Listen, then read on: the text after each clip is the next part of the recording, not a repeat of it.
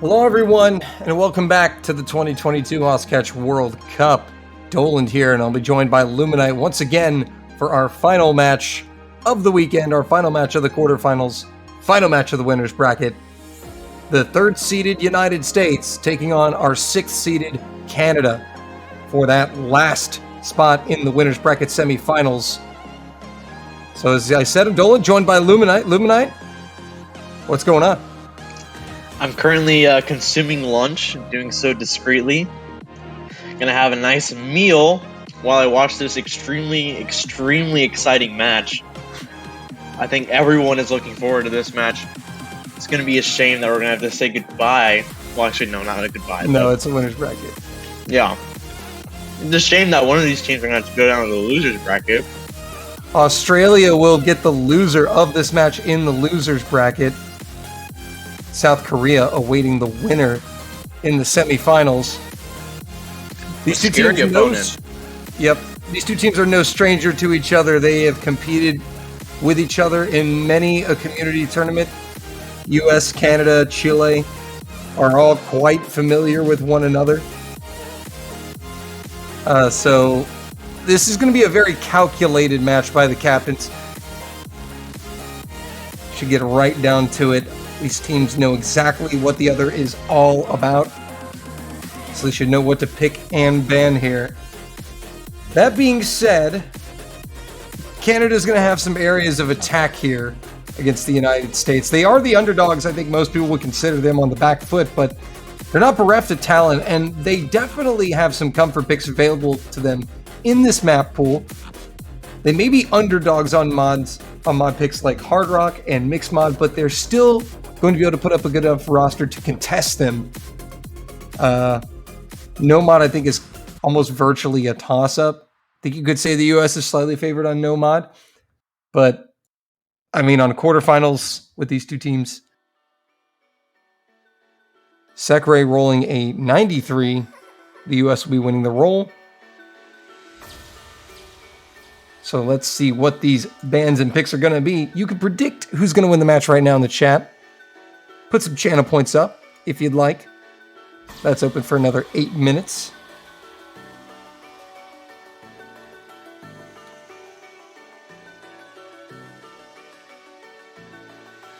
All right, so still waiting.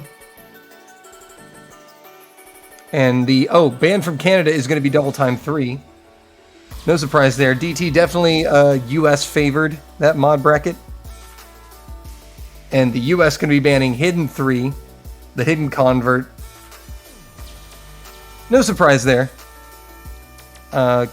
Hidden is going to be probably one of Canada's areas of attack here. The US still have a Hidden roster, but it's probably their weakest mod, I would say. Of all the mod pools, Hidden by far and away is their weakest. So Canada will probably look to attack there, maybe Mixed Mod. And Hard Rock. Canada strong on Hard Rock as well. They definitely have good Hard Rock players too. Just don't know exactly who to give the edge to on Hard Rock. I'd say the US in terms of consistency.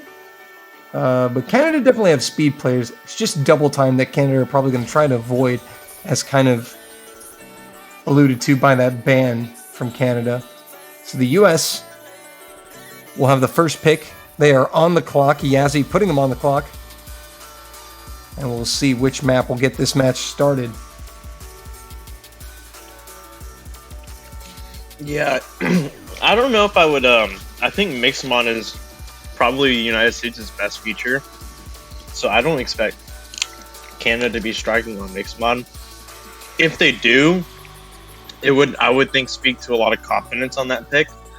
But in general, of course, you have to take the Captain Sekre's his opinion with a grain of salt. But we have heard him call the United States the best Mixed Mod team in the tournament. So it's gonna be interesting to see. Well, they're gonna strike first. Yep, Hard Rock 3. The US definitely liking their Hard Rock.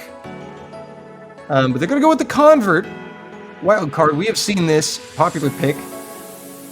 It's been in almost every single match So for the United States, we see Sekre, Colin, and DeCreeper currently in the lobby. Ymir lining up for Canada, awaiting some teammates. AR 9.2, but when you put Hard Rock on, it's 10. Just over 2 minutes in length. So not exactly the longest of maps here. Mistake could be crucial. So Ymir is going to be joined by Henrik and Wadbot from Canada. It looks like these are going to be the 6 players to kick off this match here in the North American Derby, I guess you could say. 3rd seed against the 6th seed. South Korea await the winner. Australia await the loser in the loser bracket.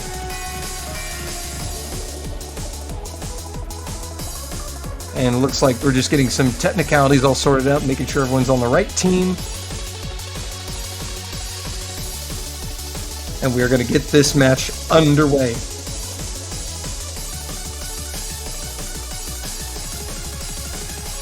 So this is the optimal Hard Rock lineup from the United States. What's crazy is Lexi could swap in as a 4th for any one of these players, so they kind of have a lot of room on Hard Rock here. Hard Rock double time, the US definitely speed enjoyers. And we're going to get underway here. And nobody's going to be taking hidden.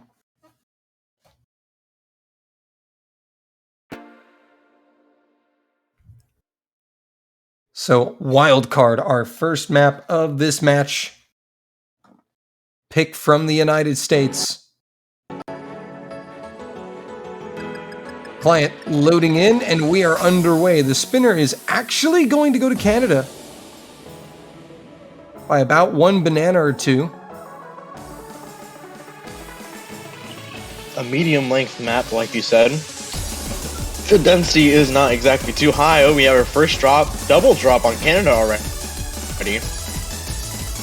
Yeah, early misses here from Canada. Pre-200 combos, so they're going to have a chance to kind of build that back up, but still not good to see 2 combos fall that early. But thankfully for them, the United States can't fully capitalize off them because they themselves were not a 200 combo. Now as all the players get up to 200 combo, Henrik and Ymir are going to be trailing behind here. Oh, but they are going to go down again. It's Henrik and Wadbot this time. And no misses from the US. So the US are going to start to build a pretty healthy score margin. It is over 200,000 points and growing halfway through. Ymir is down, and things are going to get really ugly for Canada now. US really stretching that lead. Trip SS. Henrik goes down. Colin is going to be the first American miss. It's traded by Ymir. Still the Creeper and Sekre holding the SS's into the final quarter. 300,000 plus advantage for the United States. Doesn't seem to be anything Canada can really do unless there was just a complete meltdown from the Americans. Final 8th of the map. And that is going to do it. We'll see if the 2 American players can bring home full combos. Sekre and DeCreeper. Indeed, they will. Big win for the United States. 300,000 points on their opening pick. 1-0. Canada up to pick. Just a single miss from Colin on the side of the USA.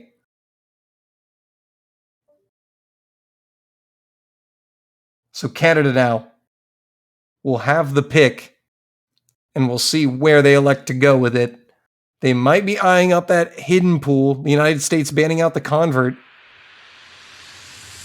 was telling.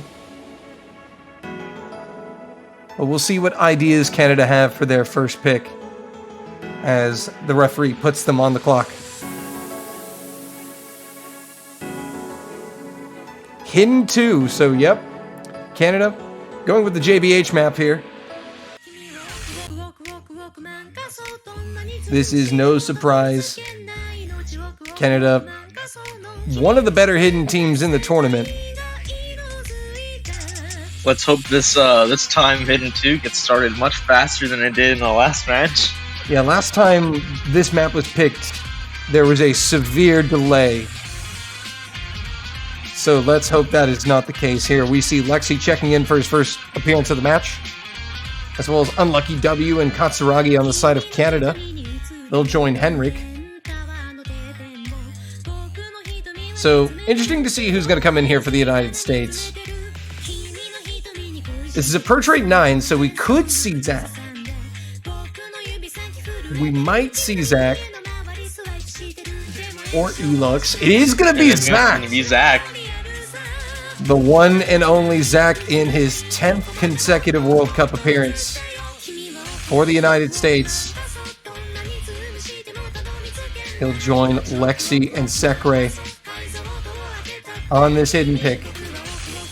They'll be going up against Henrik, Katsuragi, and Unlucky W. The standard hidden lineup for Canada. It is a very scary hidden lineup. But again, there's tons of hidden experience in this lobby.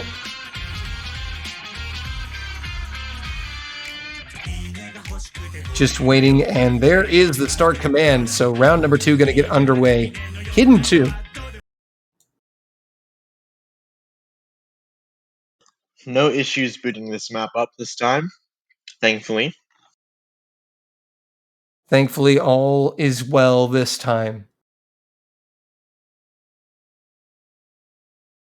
Crucial on these hidden maps that you get a good start, because you can do a lot of trolling if you just find early misses and put that mental in the gutter.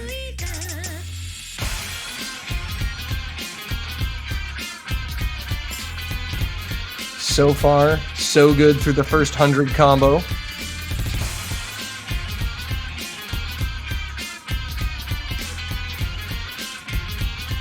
Dead even.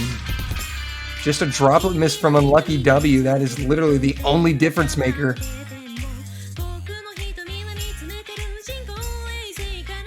All players now above that 200 combo cap. And everyone looking comfortable.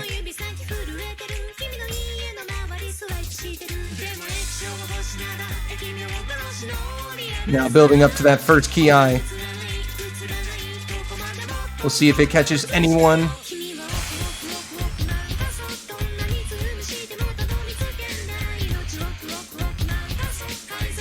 They've got it well scouted, well read. Ooh, the technical wiggle there. Everyone gets it. Henrik and Unlucky, the only people finding any droplet. Oh, Unlucky finding action. Traded by Zach. Traded by Zach. So that is very fortunate for Canada. But it is a ever so slight advantage for the US. It's gone now. Sekre missing in that slow section. And now Canada in front halfway through. It's less than a 1 miss advantage for Canada. Probably is going to come out to about 1 miss by the time Zach and Sekre both get to 200. As we approach the final third of the map.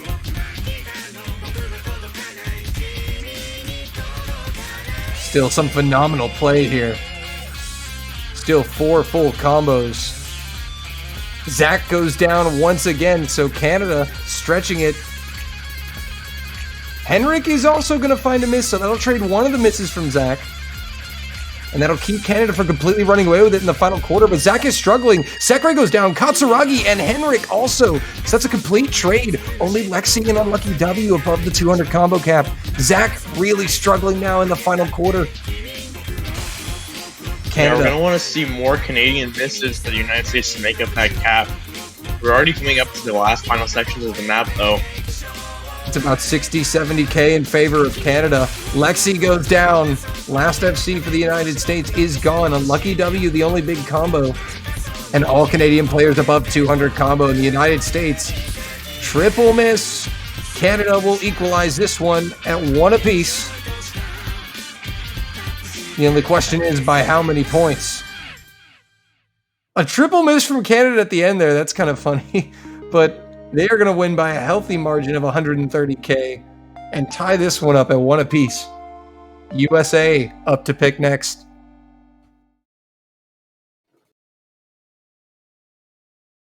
So that was actually very close until kind of the back half of the map, until we got to the final third.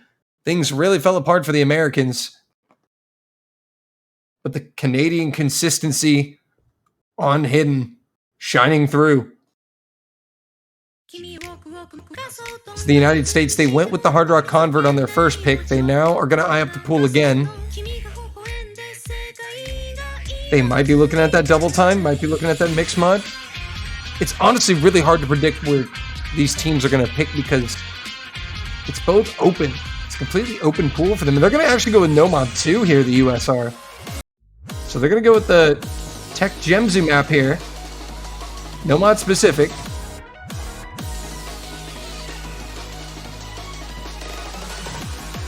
Two minutes, 18 seconds. We see Sekre, Lexi, and DeCreeper in for the United States. DeCreeper subbing in for Zach. We'll see if Canada swap any of their players. So interesting strat here for the United States. We kind of see they're going with 2 short maps off the rip for the first 2 picks. And it looks like Canada are going to go with these 3 players.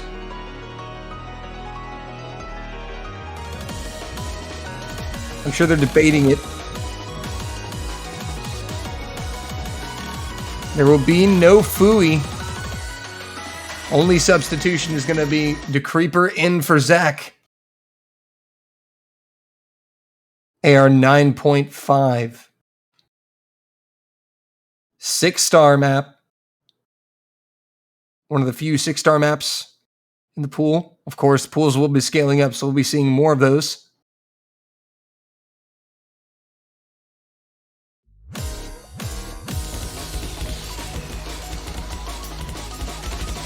Here we go.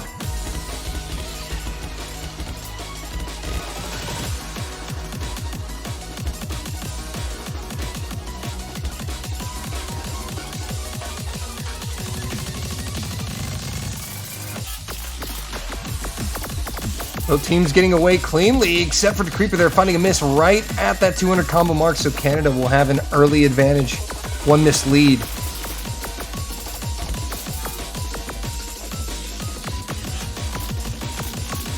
And that's honestly what Canada need. They want a shot at being in this match. They need to get an early break point and get some momentum going. They've got a 1 miss advantage right now. A third of the way through. Still, that could change in a flash. Unlucky W is going to find the first miss for Canada, so 1 miss to 1 miss. Score bar should equalize. Halfway through, they are neck and neck as Unlucky W reaches up to that 200 combo mark. The US is going to have a very, very small lead of about maybe 5 to 10k, no more than 10k max. It's less than a miss. It's based off of accuracy. The Creeper might have missed right before 200, but Rocky finding a number of misses there. Yeah, went off in the stream section, gets right back on. Advantage United States into the final quarter. Canada are still within striking distance, but are trailing.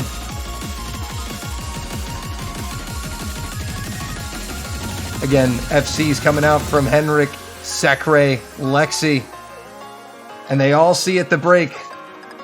It's roughly 40k in favor of the United States. There's a little over 1 miss.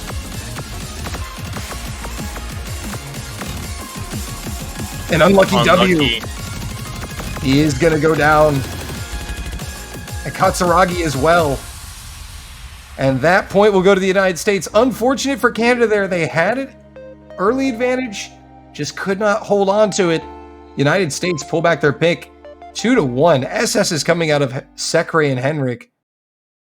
Double FC from the Americans. 1 miss from DeCreeper. That's the second time we've seen that. Lexi has funny number. in his score. He does. He really does have funny number. There's a funny number there. I'm sure the chat will catch up eventually. But Canada, up for their second pick. Where do they go from here? Is it Hidden 1? Or do they explore Mixed Mod maybe? It is going to be Mixed Mod 1. A little bit of a risky pick, but I mean, you can't win a match with just 2 points, so they were going to have to go into Mixed Mod probably at some point in time. The FD Fluoride map.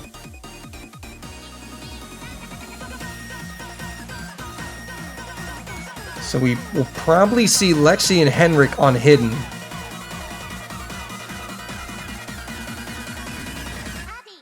I would imagine. But I could be wrong.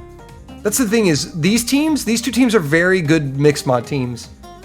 They both have rosters that are so flexible for mixed mod.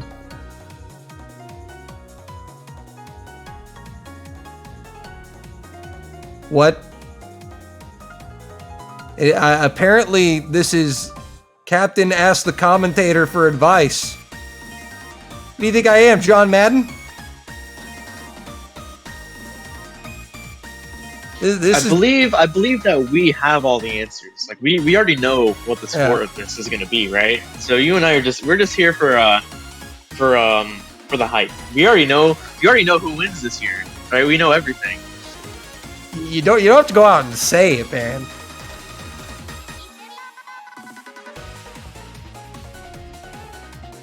I may have accidentally exposed our secrets, but it's fine. What do you mean accident? Anyway, here's how the mods line up. It's going to be Sekre and Ymir on Hard Rock, Lexi and Henrik on Hidden, DeCreeper and Wadbot are going to be the no mods.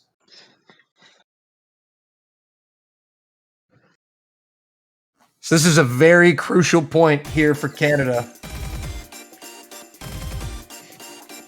Yeah, they want to keep the back and forth momentum they have with the United States going for as long as possible. Definitely don't want to find a break point any earlier than they need to. I think this is very much a 50-50 pick. A virtual toss-up on who takes this. The Creeper is going to find the first miss. So advantage Canada. That's one no mod down. And again, a short map here.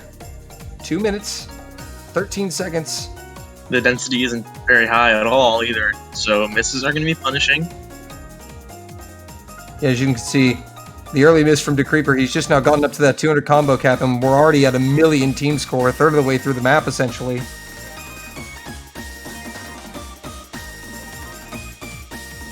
So it's a 1 miss advantage for Canada. However, if there is a miss on the Hard Rock player for Canada, that would flip it. It's weighted more. Oh, yeah, we see a miss from no mod, though. Yep, that is an even trade, so score gap should equalize just over halfway through. And other than that, there's just a droplet miss on Ymir. That's the only difference. It is going to be crazy close. Wabbot just now getting up to that 200 combo mark. Right as the United States take it. It's crazy close. Final quarter. Yeah, it is flickering still. Oh, Henrik getting a miss. That is a massive miss. Yeah, it's going to give the lead to the United States as we head to the end of the map. This is like I said, this is not where Canada wants to. Oh no, and Ymir's going to find a miss. So is Henrik once again. This is going to be breakpoint United States. It was well fought by Canada, but mixed mod is just a risky pick. They had to get risky though. But the United States able to pull through with a single miss on their no mod. And that is 3-1 USA. Double F on the United States side from Sekre and Lexi. Yeah, 2 miss from DeCreeper. A good performance from Wabbot, just the single miss on the no mod. But unfortunately, Henrik and Ymir struggling at the end. A very close map all the way till the end. But now the United States will have a chance to really, really build on this advantage if they can convert their next pick. So looking at the map pool, 2 hard rocks, 3 double times, 1 mixed mod, 3 no mods, 1 No hidden. mod 4. Going with the no mod convert. What I still think is probably the roughest map I've seen played in this stage. I think everyone I've watched play No Mod 4 has struggled to some extent. It is a very difficult convert. Some high density piano action coming at you, folks. And it's a very short map, too. Did you know I actually played this live? This is actually a recording of me playing. Wow. That's pretty impressive. I made lots of money off of royalties. So, you know, just whenever you listen to the song, just realize I played it. All right. BPM of over 200 on a map, on a under 2-minute map. That's pretty nuts. Give you an idea of what they're going to be dealing with. AR 9.7. So high AR convert, high density, and it's over in a flash. Yeah, as we talk about with length and the extent of how punishing misses can be, when it comes to a map that is this short but is this dense, it kind of evens itself out. There are going to be no substitutions from either side. Still Sekre, Lexi, and Decreeper against Katsuragi, Henrik, and Unlucky W. Round number 5, picked from the United States. Henrik the first miss. Along with Katsuragi and Sekre and Lexi. So only Decreeper and Unlucky W holding through. The United States will have a slight advantage just based off the timing of the misses. Unlucky W going down. And no full combos left on Canada now.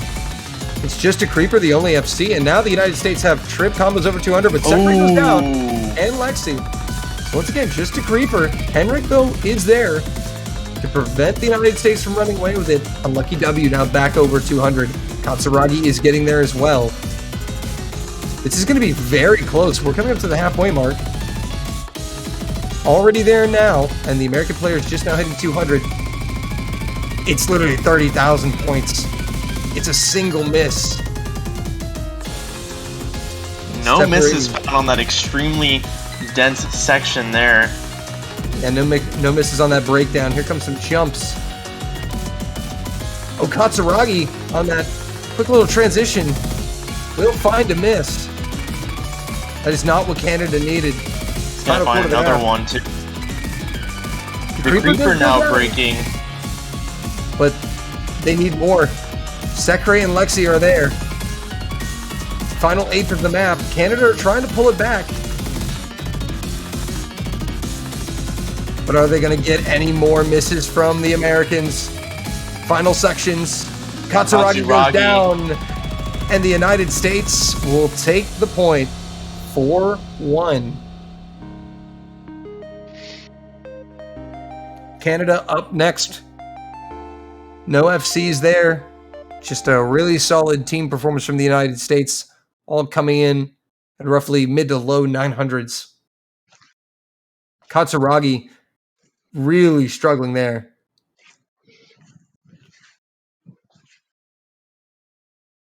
Just got caught out on those awkward spacings.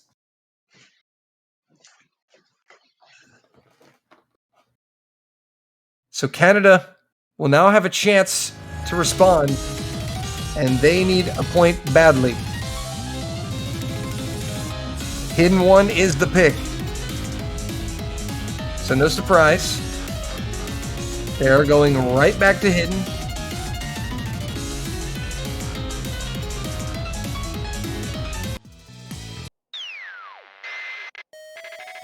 The Ascendance map.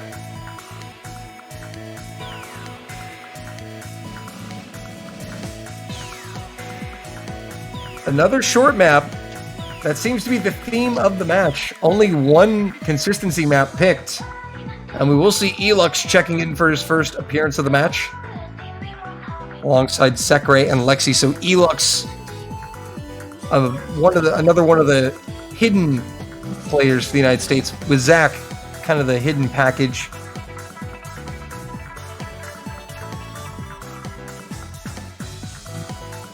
So they will be sending in Elux instead of Zach.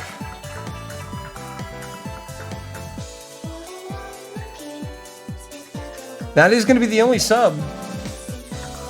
That's interesting for Canada. Same roster coming in for their third map in a row.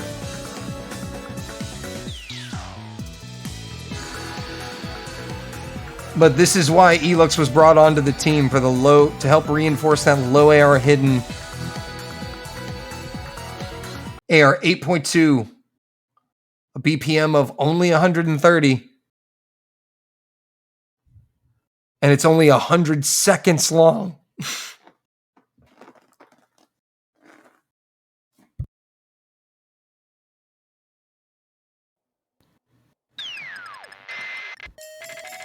We are underway. The United States going to take the spinner.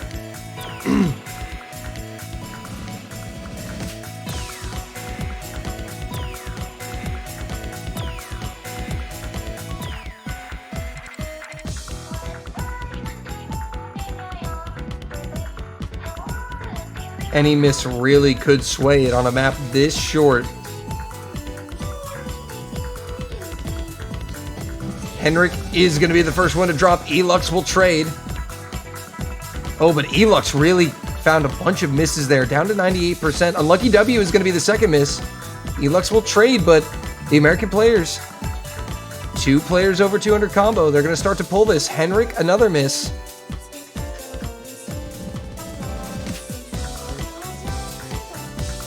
And it seems that Elux has recovered.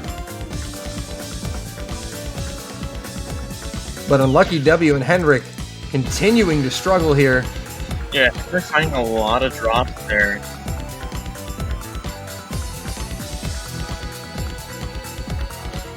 Yeah, and Elux back up to 200 combo. All American players above the 200 combo cap.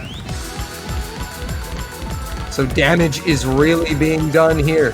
Final quarter. Sekre will go down. So is Elux. There's a double miss. Sekre again. Sekre's gonna miss even more. Unlucky W is going to trade one of them. Sekre and Unlucky missing at the same time once again.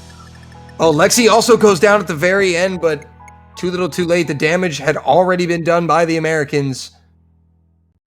And that is going to be 5-1. Now match point. For a second, that score difference was really starting to come right back over to Canada, but there wasn't enough time. And both players on both teams I'd like to analyze these A ranks here. These are some interesting A ranks. Identical miscount. Elux with the slightly better accuracy than Sekre, but Sekre coming in with about 50k more points. Some spicy A ranks from the United States.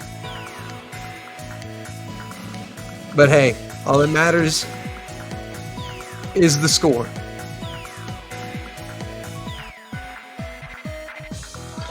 Match point, United States, using that term correctly this time. And they have the pick. And it'll be double time too. The Bunray map. That's what the US are going to try to put this one away with. And it really is a shame. Canada have put up a decent showing in several of these maps. They've been closer than what the scoreboard kind of would indicate. But the overall consistency has just been on the side of the US. Yeah, the United States being one of the contending catch giants these past 2 years, really showing why they've come up to that sort of level of playing catch.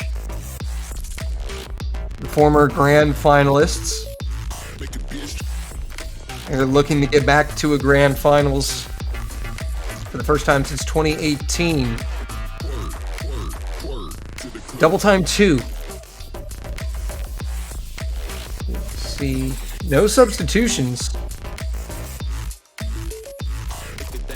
Just a creeper coming in for Elux on the side of the United States. That will be it.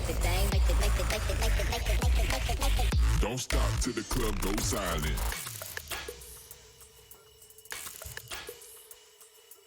Just making sure everyone is on the correct team. No immigrants. Also, Ymir subbing in for Unlucky W on the side of Canada.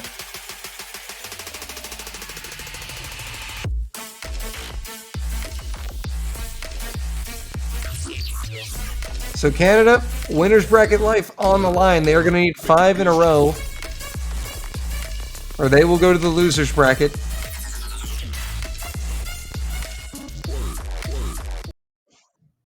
And here we go. Start command is in. Again, this map is over in a flash, even shorter than the previous one, over in 96 seconds with double time applied.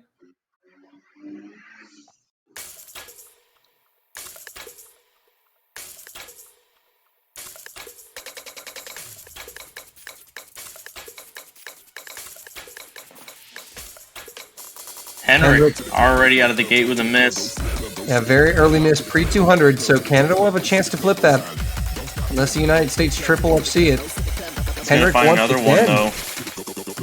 Sakre will trade it right as all the players get up to 200 combo, though, so all those misses might offset. Oh, the Creeper also going down. Now. So Canada now a chance to take control here on this double time pick, and they will.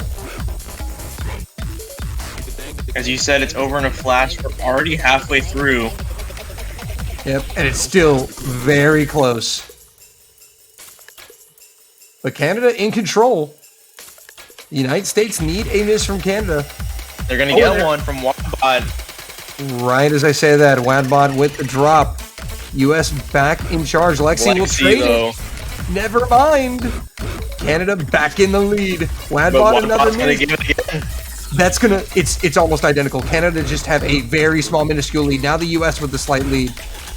Creeper goes down. Canada. Oh my goodness! Final 8th of the map. Canada's tournament life are on the line in the winners bracket. It's gonna get close to the very end. Is that gonna be enough? Canada might have a break point as long as they don't miss on these last sections. They have it. Win it by 1,400 points. By 1,400 points, Canada have their second point, and it is a break point, ladies and gentlemen. This game is not over. They tried to put it away, like you said, with this double time pick. It failed. Canada taking that pick. Ymir coming up big for Canada with the only FC in the lobby. So Canada will now have another pick here. Still facing elimination from the winners bracket. They need 4 more to win the match. Is this the beginning of a reverse sweep? Something's telling me they're either going to go mixed mod 2 or no mod 1. There is absolutely, I do not see a universe in which they pick mixed mod 2. No, there's no way.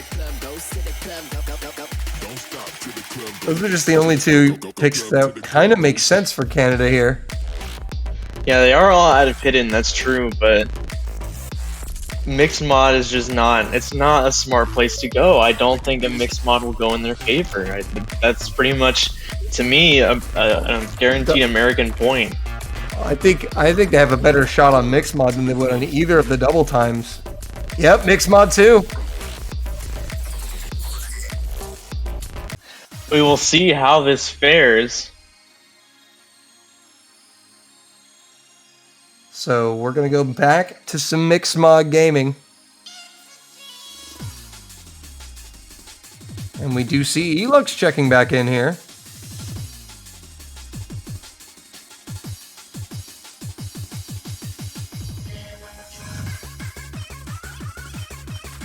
So for Canada, it looks like it's going to be Ymir, Henrik, and Katsuragi.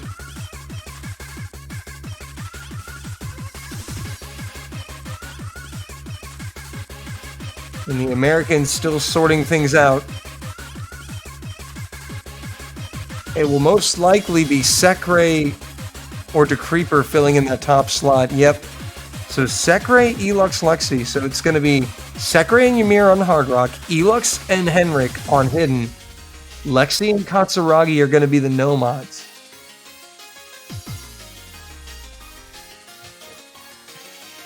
But say this is an interesting choice to put Elux on the Liliar Hidden, but this is what he specifically trained for on the roster. So Lexi's going to come in just to be the reinforcing Nomad.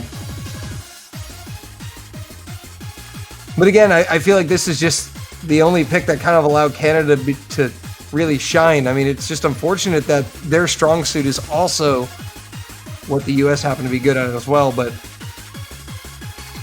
they nearly took the Mixed Mod 1 pick, so they're going to take their shot on Mixed Mod 2. Start command is in.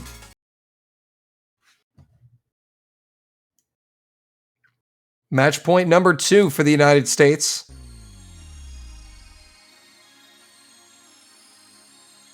This one is Canada's pick. Could be a 5-3, or it could end here at 6-2.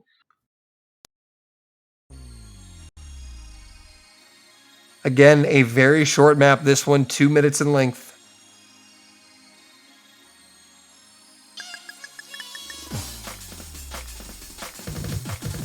Looks like the United States is going to take the spinner. I'm sorry, we got debated. It's going to be Lexi and Katsuragi on Hidden. Henrik and Elux are going to be the Nomad. Wow. That also makes sense. Lexi, one of the best hidden players in the world.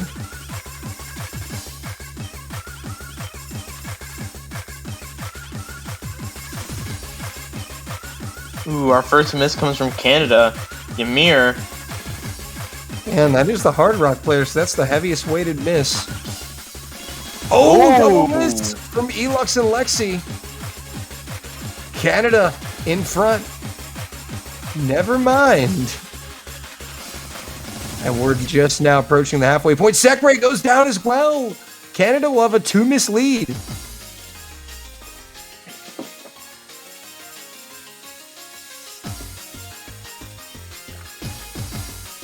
Lexi and Henrik both finding misses now. It's going to offset. Elux will find yet another miss. And Canada have this one well scouted. Lexi found another one too. It's going to give a larger advantage for Canada. Well, it would, but Ymir did find a miss. Sekre trading it is going to give it right back to Canada, though. Final quarter. Lexi Canada finding yet another miss. margin. Katsuragi breaking now. Ymir breaking again. It doesn't matter, though, because the Americans have nothing. They all broke as well. Henrik going down, but it's okay. Nobody has anything. Sekre highest combo. There is over 100k points to turn back. And you cannot do that when you don't have 3 combos over 200. So Canada will be taking yet another point. It is 5-3. The United States up to pick. It'll be their last pick of the match. Everyone's struggling with that pick, though.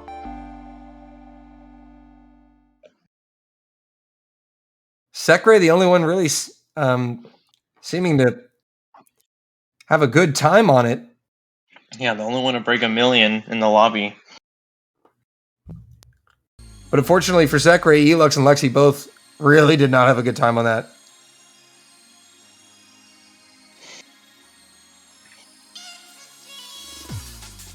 So the United States up to pick now. And now things are kind of interesting here because they lost the last double time. Or, my bad, no, they lost the mixed mod here. They're probably going to go double time. Yeah, I was about to say, I think they're definitely going to go back to double time. I mean, even though they barely lost it by 1,400.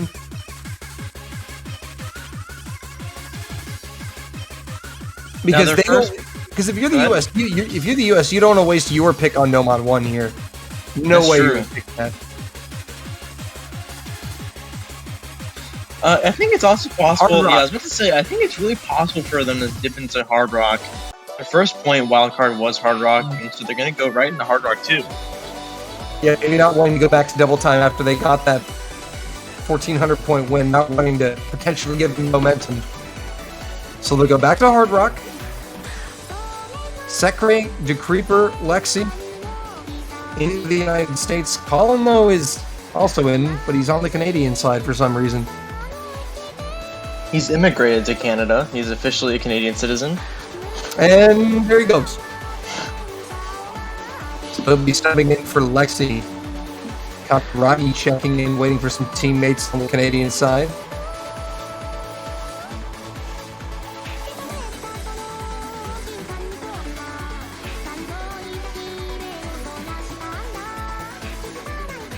We'll be joined by Wadbot.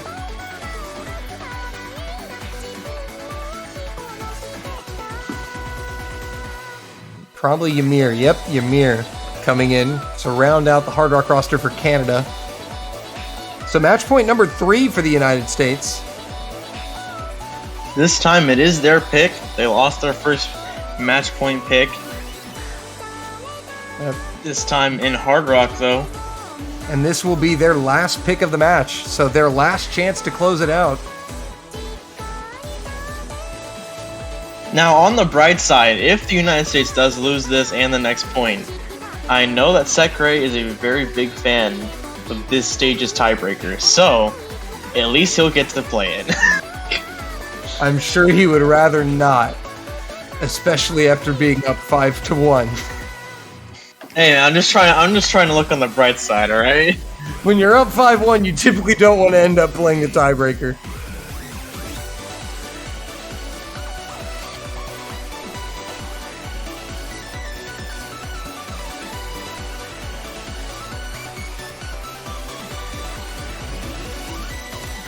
So here we go, start command coming in.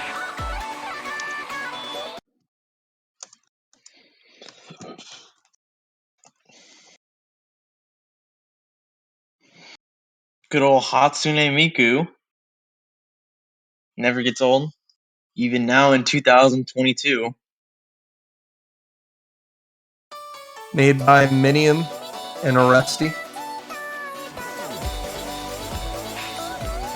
This is actually one of the longest maps we've seen of the match, up at 3 minutes in length. Henrik and Ymir, early misses. One of them will be traded by Colin.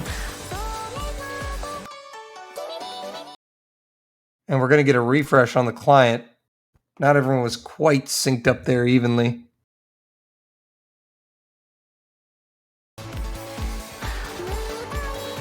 So it looks like we did have some more misses. Or no, we didn't actually. Nobody found another miss, so the Creeper is going to be the next miss. Canada now. The score bar all over the place. Yeah, it's trying to catch up, man.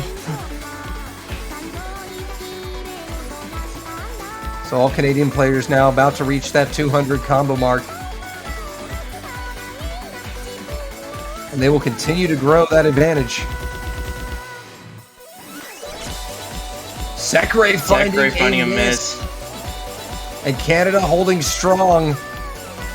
Canada really putting up a comeback here.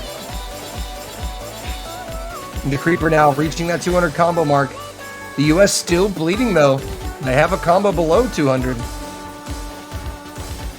Canada cruising with nearly 100,000 points of advantage at the halfway mark. But that's not enough to guarantee the win just yet.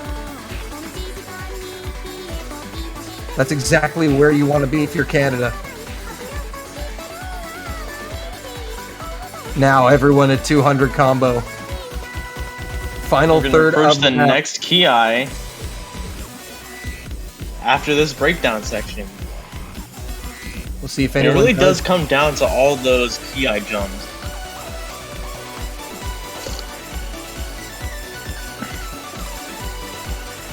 Henrik going down. That is going to change things, but the US need more. DeCreeper is going to trade the miss from Henrik. Final quarter. Canada looking very strong here. The US would need finding a miss now. That's going to further put them behind the 8 ball. The US essentially would need a team miss from Canada at this point to stand a chance. and it is not going to happen. Only one miss coming from Wadbot, and that is not enough for the United States. Canada really putting up a comeback. This is another break point. The United States no longer have any control in this matchup. Yep. They have no more picks. This was their last pick. Seeing a few misses from Henrik and DeCreeper and Colin, but it's not going to change the direction of the match. Canada is going to be in the driver's seat for this 3.2 tiebreaker million. Well, it's not going to tiebreaker just yet. Canada have to convert one more point first.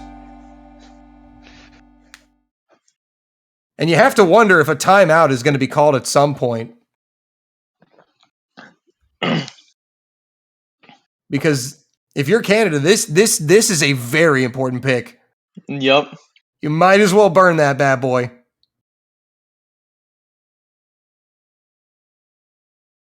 Unless they just know and want to hop right into the map. That's the only reason you wouldn't want to use the timeout. The question is, though... Yep, there's the timeout. Yep, yeah, and look at this. None of their next picks are enviable, really. Yep. They're... Again, Nomad 1, pure coin flip. Nomad 3, basically coin flip here. I think if you're Canada, you gotta go with probably either Hard Rock 1 or DT 1. They're probably debating on which Hard Rock or double time. I don't think they want to risk it all on Nomad, not after they've come this far. 3 unanswered points from Canada. But they're facing a massive decision. So Canada, using their timeout, they'll get 2 more minutes on top of the 2 minutes they had. So in total, they will have 4 minutes on this pick. I have to say, I'm a proponent that I expect Canada to have gone with something like Nomad 1 I get what you're saying, but I feel like if I'm Canada, I'm like, all right, let's play something that we're all on the same level. No mods, no nothing. Let's just hope that we can be more consistent in the US on this pick. And so there's the additional 2 minutes being added. So 2 minutes remaining on the pick. But we know Canada are also just in the zone on Hard Rock right now. So they obviously called a timeout because they have a tough decision to make. If they knew what they were going to pick, they wouldn't have called the timeout.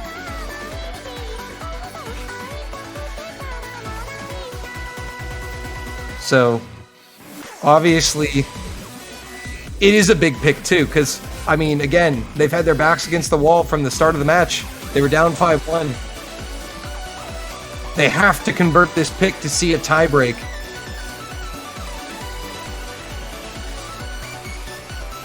So we'll see where they go with it. Honestly, though, I couldn't tell you which map they pick. I just say it's probably not going to be a Nomad. Because here's the thing: is they've won on double time. They've won on Hard Rock. So why would you go with the coin flippy option? But it's a tough decision because they know the United States better than most teams in the tournament. They have played with them in community tournaments. They've played against them. They know each other well, so understandably, a tough decision. Sec, right? So guys, how y'all doing? Yeah.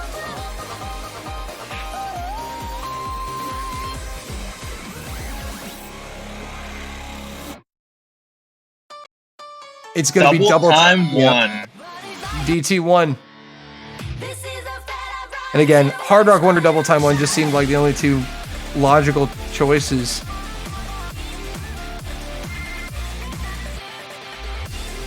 And ultimately, at this point, what it comes down to, if you're Canada, is which map are you the most confident on in your team's abilities? Forget how good the opponent is. They've come all this way. At this point, you just have to pick your best map of what's left. And after much debate, they have gone with double time 1. Tiebreaker or bust. Yep, they have put up quite the comeback. So this will be match point number 4 for the United States.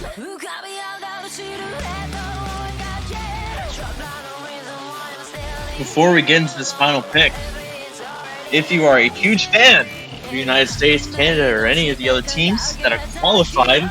Since you can buy banners for any of the teams that are qualified, please head over to the OSU store and buy yourself a snazzy, fancy banner for only $2.50 United States currency. They're fantastic, and they help support the Catch World Cup and support your favorite team. Here we go. 2 minutes, 46 seconds. AR 10.3 with double time applied. Over 200 BPM. Canada's comeback. It's all on the line on this pick.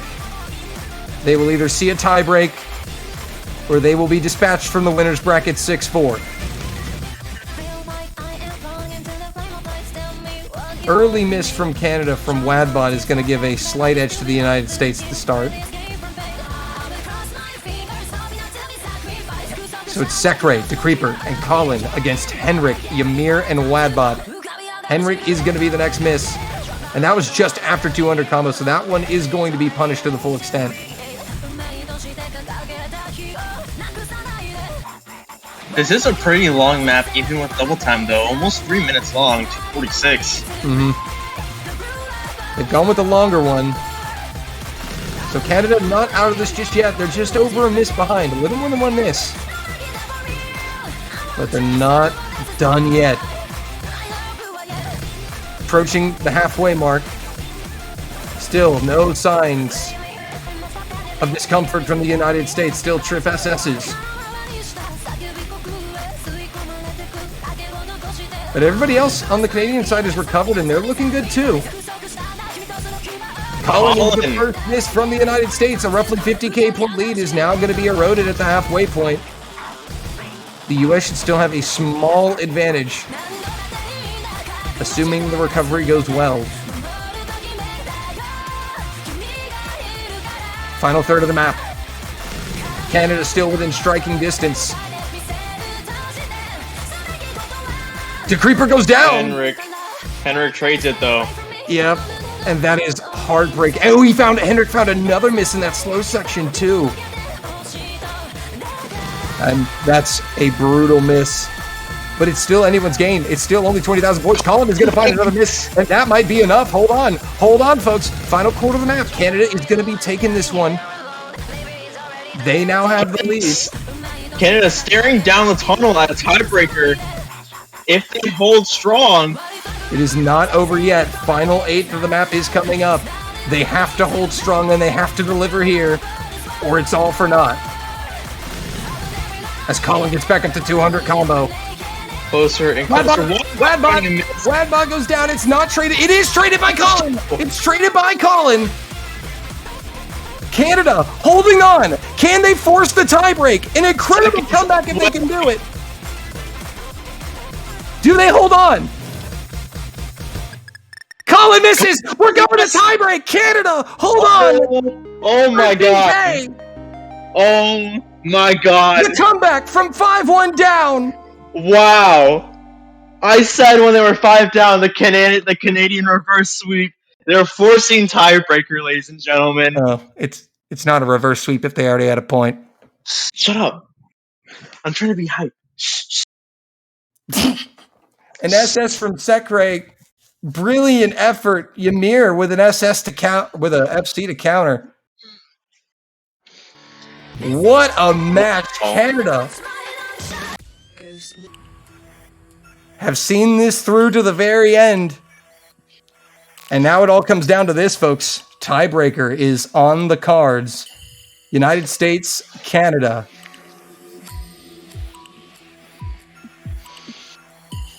So now, all that effort for a chance to win it all here. Winner gets South Korea in the semis.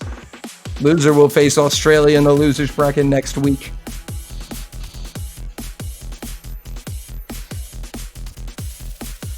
Wow. Canada are for real, ladies and gentlemen. The consistency of the U.S. has started to taper off in the second half of this match. And Canada have been there. They've done everything they needed to do. They made the risky picks. They made the bold moves. They didn't pay off in in the first half of the match, but they paid dividends now. It took a couple clutch wins, but here we are. Sekre, De Creeper, Lexi against Henrik, Ymir, and Wadbot. Ghost Machine.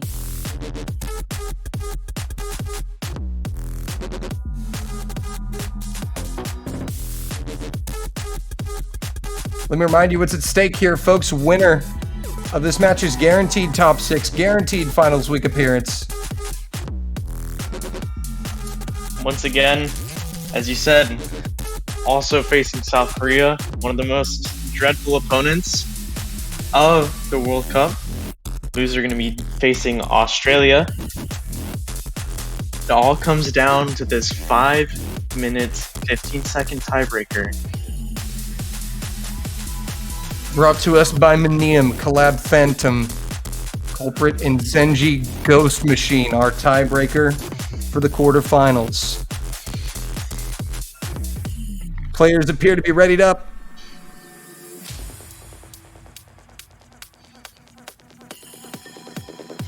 And, wait a minute. We might be getting interesting. They're debating on whether or not they're going to call their timeout, but the United States will elect to not use the timeout. Wadbot telling Sekra his nose is huge last seconds. I'm telling you, these players know each other very well. They know each other down to their facial features. Just want to throw in a comment It's about your all nose calculated. this tiebreaker. Yeah, but just before we get started with the most intense moment of the whole weekend, your nose is huge. Oh man! All right, here we go, ladies and gentlemen. Can you tell who's nervous? All right. It all comes down to this. A lot of channel points are at stake. I mean, the tournament. Yeah, that's what we care about. So far, everyone holding strong in the opening section of the map. Everyone coming up to that 200 combo cap relatively comfortably. Yep. Everyone's clean through the first 200. Lexi is taking hidden just for reading preferences. It doesn't give you any score bonus in catch. First spinner. And it goes to the US barely.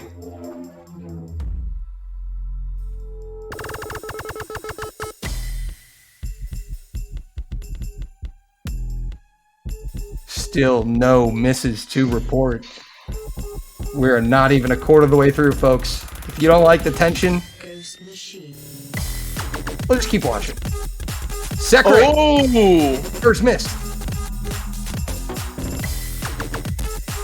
So Canada in front, nearing the quarter-way mark. Wadbot is going to try. Oh, Wadbot! Wait a minute. That was that. Oh no! What happened there? That appears to be a technical issue of some sort. Has his catcher back under control, but oh no, the mental is gone. It's okay. Although that was a fairly significant miss, the Canadians are still not that down that much, about 30 or 40,000 points. This is still within. Lexi finding a miss too. This is definitely still within the realm of possibility. Yeah, it's still within the realm of possibility. It's just that was such a huge setback because it wasn't just like one miss. It just went straight to the left and missed sections. That takes away from your score. So it's really more like 2 misses. Potentially even more. But thankfully, Wadbot is recovering, so good to see. But this match is still not over, as you said, man. Scorebar is still close. Slight edge for the United States off the unfortunate issue for Wadbot. Halfway through now. You know what it did? It looked like a key was stuck. That's what it was. Yeah. It looked like his left arrow key just got stuck. That is worst timing for that to happen, but credit to Wadbot.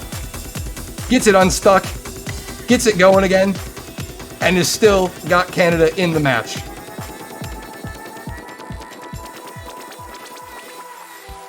halfway point of the tiebreaker. It is a 30,000 point advantage for the United States, about 25K-ish. A solid miss. In the tech section, Wadbot finding a miss. Yeah, just missed that hyper dash. So the U.S. will grow the advantage a little bit more. Ymir and Henrik doing the Lord's work. The Creeper goes down. So that miss from Wadbot is traded by the Creeper. Into the final corner. Final quarter of the map. I mean, it's still a one miss game. This match has been absolutely unconscious.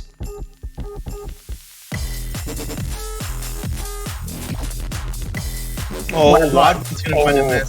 That was a tough miss. Missed a hyper on the quick tap dash section there. But the Creeper will offset it.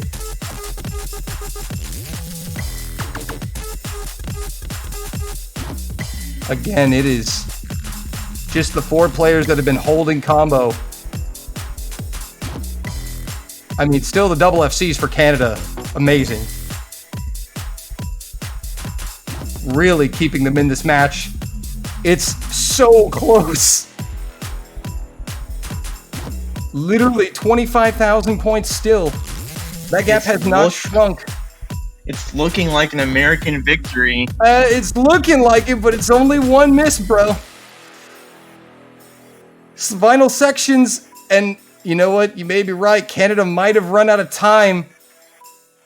And that's just so heartbreaking for Wadbot about the key getting stuck. But the United States are going to thwart the comeback of Canada and hold on to win it 6-5. You can really see the Wadbot struggle. 45 misses. That you just hate to see such an amazing match end like that. It was so competitive to the very end. Unfortunate for Wadbot. Wow. I have to. Wow. And really, credit Wadbot with getting the key stuck, getting it unstuck, and keeping your team within one miss of the lead the whole way.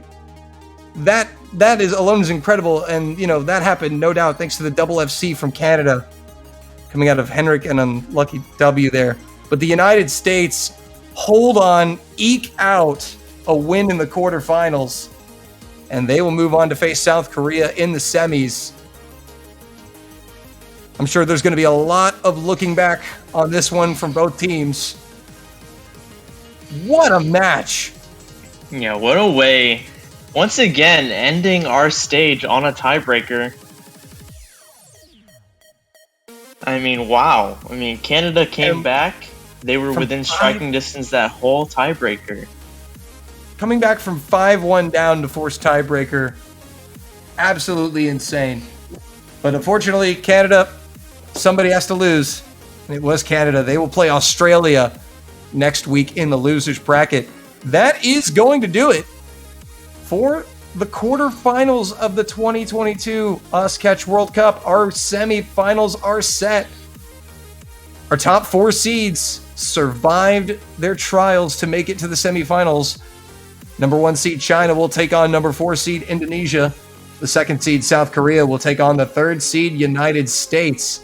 And as we scroll to the losers bracket, it'll be Russia against Chile, France against Germany, Australia against Singapore? Yes, and then Mexico versus Italy. Wait a minute. That can't be right. Oh, for some reason, Singapore is listed as a 6-0 winner over Canada. But this is Australia, Canada, not Singapore. Yes. It's Australia, Canada, and then Mexico, Italy. So I those didn't see are... that. Did I? Yep. Yeah, I was like, something's wrong. I was like, that should be Canada. But those are our top 12. And that is going to do it for our quarterfinals. Luminite, we ended up getting quite the match on our hands. Yeah, I mean, it was looking like a decisive victory for the United States, and Canada ran it back. And unfortunately, I know this is gonna sting for Canada to hear, but if it wasn't for that key getting stuck, Canada would have taken that. They would have taken it, and that would have been a Canadian victory. Probably, actually, yeah. It was But you know, close. nothing better than to end a stage with a tiebreaker, just as we did in the round of 16. So nothing better than that. And that's going to conclude quarterfinals weekend. That is going to conclude our quarterfinals action. We'll be getting, I don't know when we're going to be getting our semi-final map pool showcase. I'm waiting for some information on that. But we'll be getting the semi-final map pool showcase at some point later this weekend. Or actually, that is going to be coming up next. My bad. So soon TM, stick around in about 10-ish, 15-ish, 20-ish minutes-ish. Soon TM is what I've been told from Leo. So Yep, soon TM. So don't go anywhere if you want to stick around for the map pool showcase. That will be coming up. Luminite, that is going to do it. That's going to do it. Thank you guys so much for watching. And we'll be back in a little bit with the map pool showcase.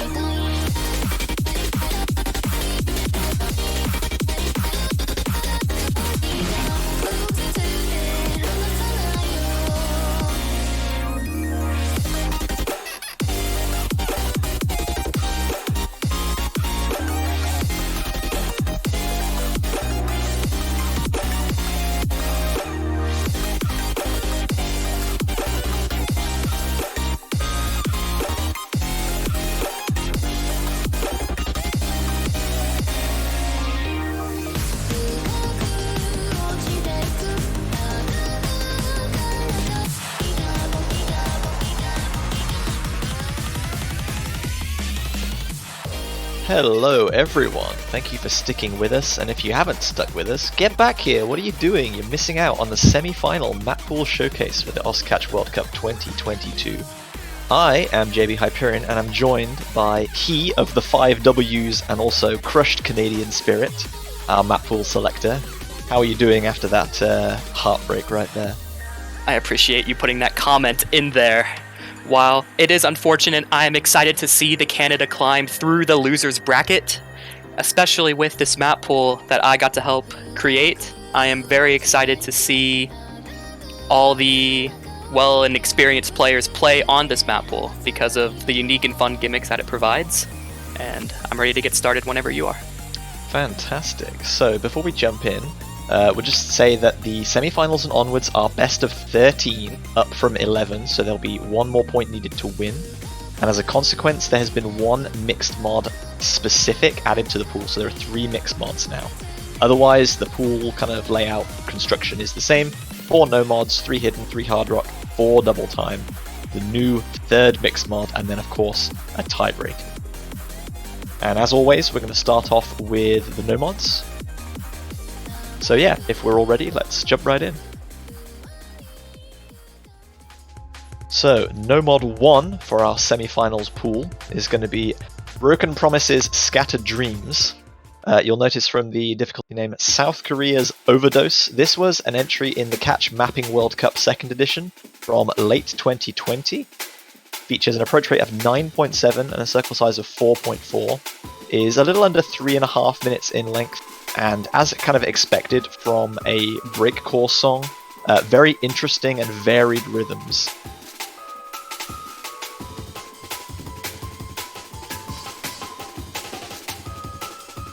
Yeah, difficulty-wise with this map, there definitely is a lot of build-up involved. I would say about the first minute or so is very easily catchable before the more intense part comes into the song and requires more mechanics to hit.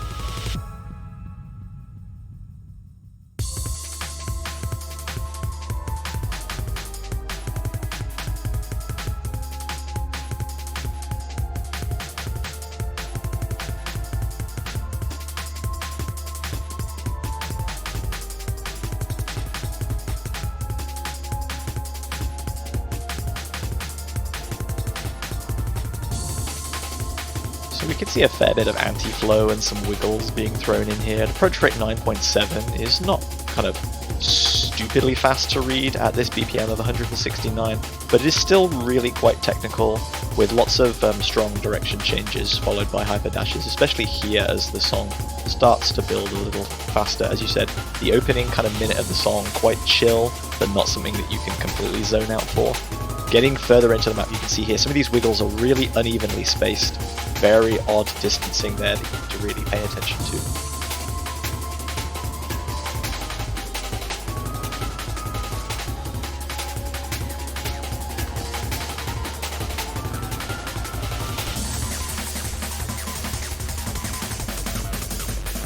Yeah, coming into this Ki here, you definitely see kind of wider spacing being implemented. But the map itself overall very much tests how well you can wiggle these patterns.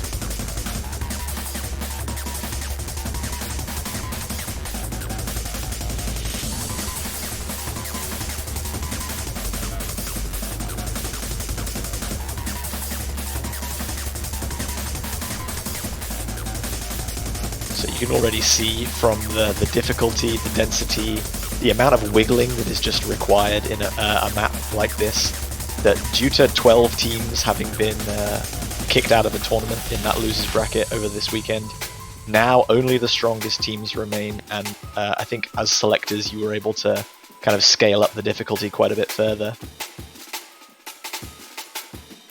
For sure, there was quite a discussion on what this No Mod 1 should be in terms of difficulty. And we kind of came to the consensus that having something be this bit of a step up would be okay with all the teams that do remain. Okay, so moving on to No Mod 2, another specific. We have another round, another Gemzu No Mod 2, and as you're probably well aware from Gemzu as a mapper, obviously one of the most prolific mappers in Catch, certainly right now, and potentially eventually of all time. Much shorter this one, but very technical, quite of a burst pick. Lots of high density sections. Similar to the previous map, we see lots of strong anti-flow movements and direction changes combined with hyperdashes, but a lot more consistently difficult than just kind of the second half, really, of Broken Promises Shattered Dreams. And yeah, a lot more slider velocity being thrown in here, as kind of is expected for a technical pick like this. A lot more tap dash is also being implemented into this, something we didn't see from No Mod 1. Considering that this map is higher BPM, definitely will require you to be a bit faster on some of these select patterns, even if you aren't wiggling.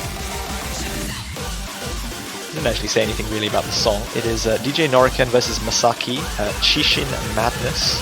There's approach rate 9.7 also, similar to No Mod 1, but a higher circle size of 4.2 and much greater BPM of 200.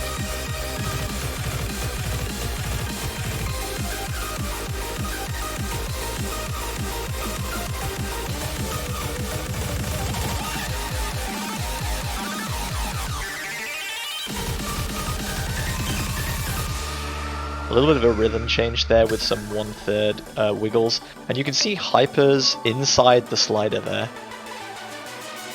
Something that we don't see a lot of in ranked maps.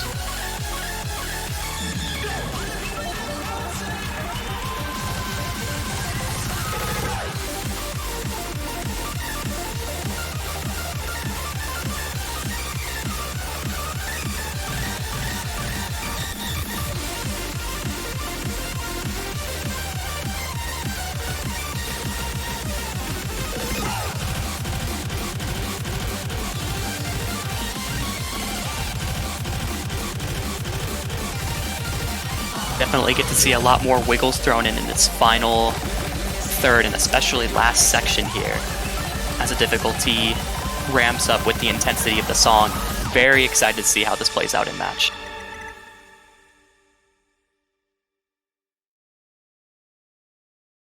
So as normal, two specifics in the No Mod pool down, converts coming up next, and this time we have Culprate's Beast.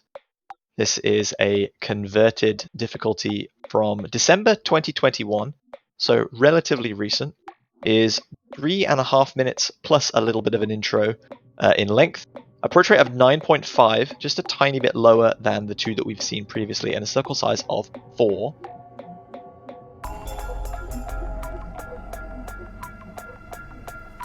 So this one is quite a bit longer, as you can see, but is not kind of consistently difficult all the way through.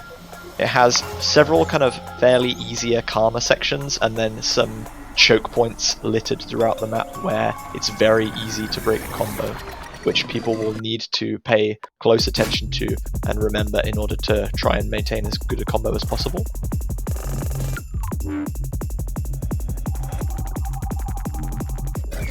Yeah, difficulty-wise, this map provides a lot in terms of dense stacks that can be difficult to catch, to very harsh snaps with hypers.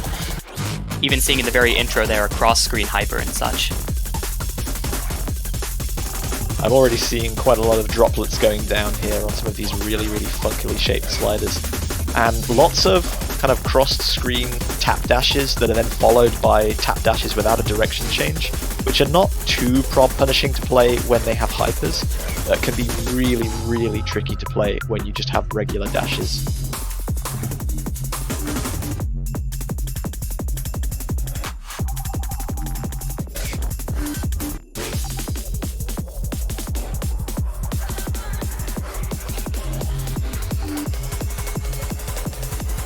So as we get to higher rounds of difficulty, one thing I always like to do is, especially with the converts and already ranked maps, is look through leaderboards and see if any of the players remaining in the tournament have already set scores on them.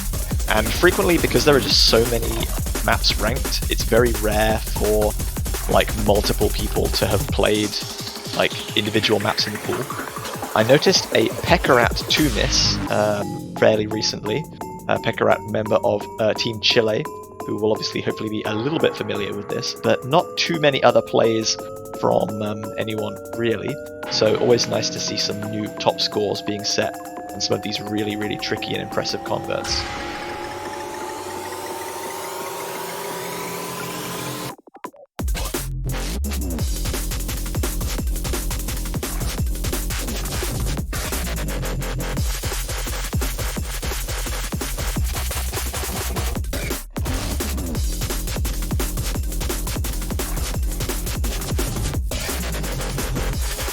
I imagine that many of the less confident teams that are still remaining will be kind of ignoring droplets for some of these more complicated sliders and just focusing on maintaining combo as long as possible.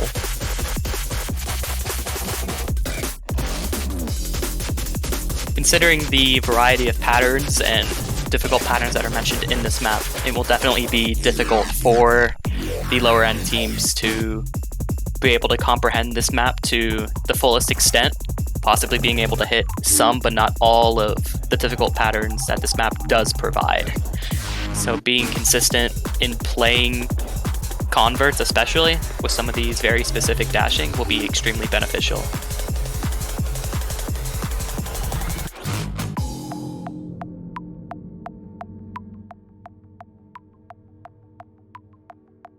So there you go, you're seeing an FC on that map for the first time. Speaking of maps that have single FCs, this is a map that I think a lot of people will be very familiar with. Nameless's Tome Elegy, the top diff Boundless Tragedy by Sotarks. This has one singular FC on ranked as of present from No Life, a very proficient convert player on the side of Team France. Approach rate of 9.4 is the lowest approach rate in the no mod pool for this round, but a circle size of 4.2 and a BPM of 220 combines with a 2.5 minute length.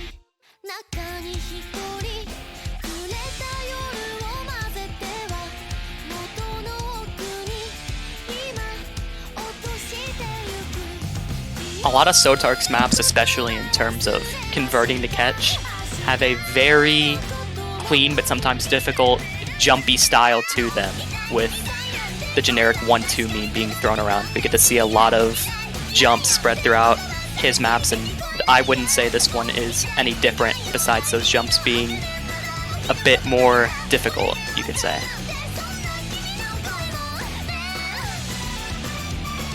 Yeah, maps that are kind of more focused on consistently half jumping have been a feature throughout the World Cup this year, and you can definitely tell that they've scaled in difficulty massively from where we started.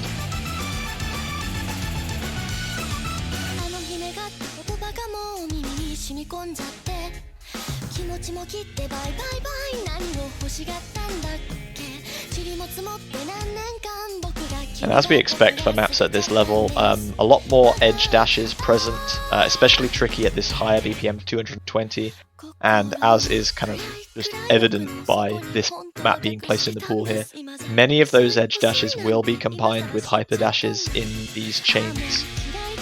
So really a lot of precision is required and reading the subtle differences between dash distances.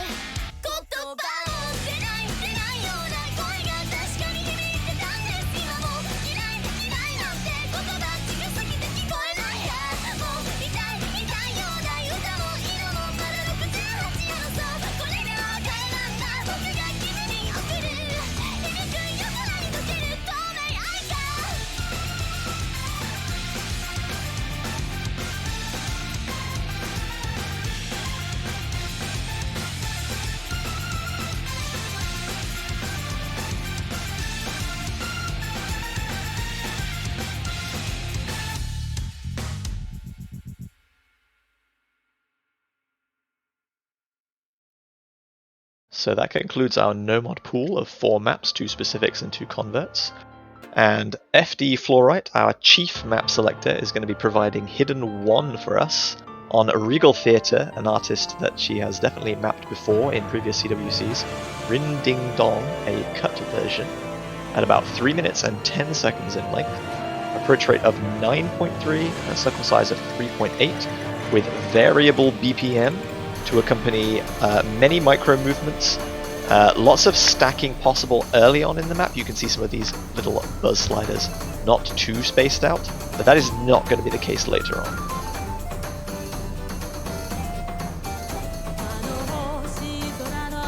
I really like this map especially because I think it's going to show us the type of player who's playing it on stream. We're going to see a lot of people permanently standing these patterns or deciding to go through with the actual tiny movement of some of these short burst wiggles.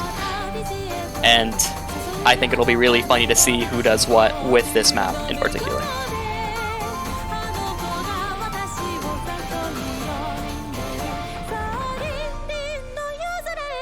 Yeah, the density and a lot of the micro movement involved in this map kind of leads me to believe that when one miss is kind of brought about, you're going to miss quite a lot of notes as you kind of realize exactly where you need to position your catcher to get back into a rhythm, because being off by like small amounts is going to result in misses, but you might not feel that you're really off by that much, so you might hesitate to kind of overcompensate perhaps.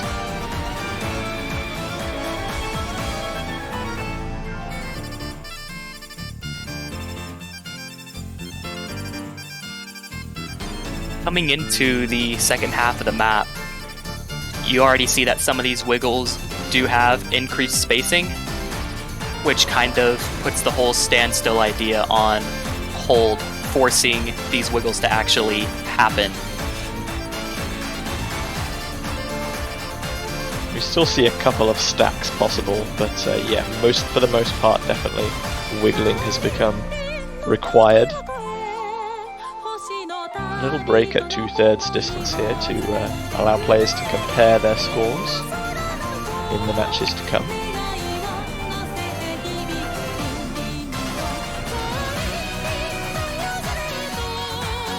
The slider velocity is definitely increased again. You can see a hyper slider or two being thrown in here.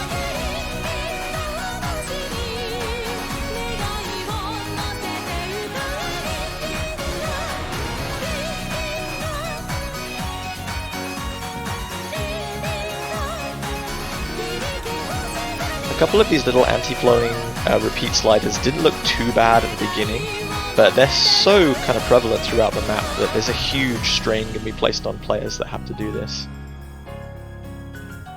For sure. Despite them being short, they're still pretty fast, requiring very sudden inputs.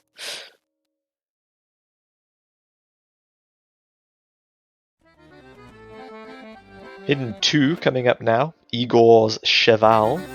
This one is from Jie Yagtama, someone who has mapped for the hidden pool quite a lot of times in the past in CWC. Is very kind of synonymous with strong spacing, funky slider shapes, and lower approach rate hidden, but this one's going to be AR9, so not necessarily low, at least compared to some other things that you may expect. Circle size of 4.7 is another hallmark of Gia's mapping though, a little bit more precision required due to the smaller fruit size. Once again, variable BPM, 175 up to 220, 2.5 minutes in length, plus a little extra change. And this one is going to be lots of odd snapping and tight spacings rolled into a hidden pick.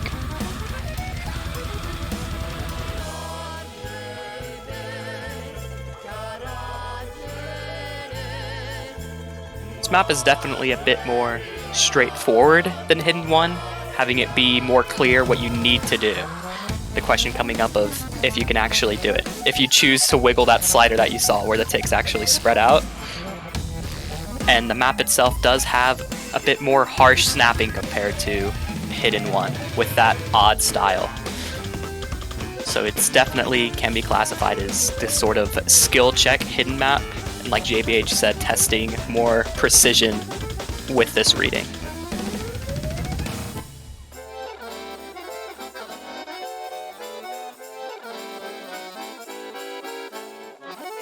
Some of those sliders look absolutely horrible to act with hidden, I'm not gonna lie.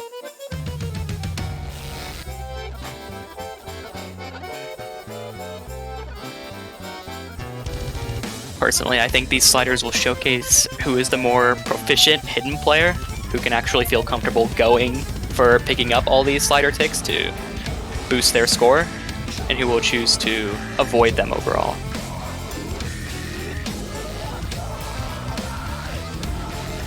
Considering how many of them that there actually are, despite slider ticks not mattering that much, I think there is enough in this map to where if you choose not to go for them, the score will kind of add up as a whole. Probably getting to the point where it could equate to spinner score at that point. It's a very typical Igor death stream towards the end there, like very breakcore style. Just in case you were kind of focusing on tiny droplets and not too much on the actual speed aspect, because this is still quite a quick BPM tempo. Oh, Igor, how we love you.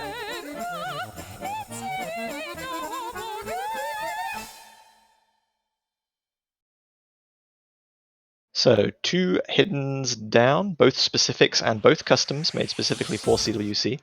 We got 1 converted OS difficulty coming in to round out the hidden pool. And this is back to AR8, something we haven't seen since the qualifiers with that Auto Fanboy map. So back all the way down to 8.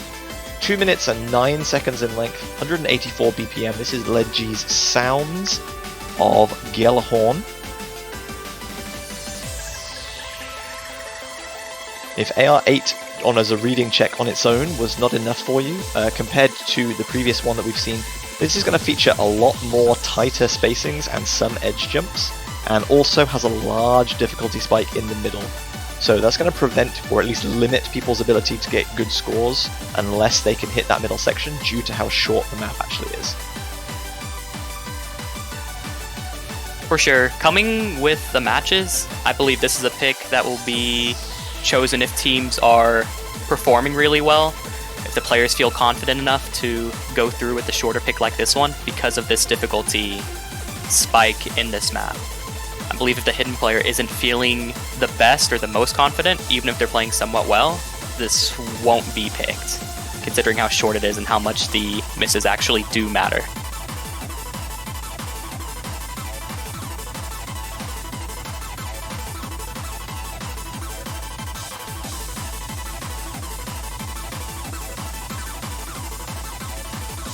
More tantalizingly slightly slanted repeat sliders there that look stackable, are probably just about stackable, but might induce some nerves to encourage people to wiggle.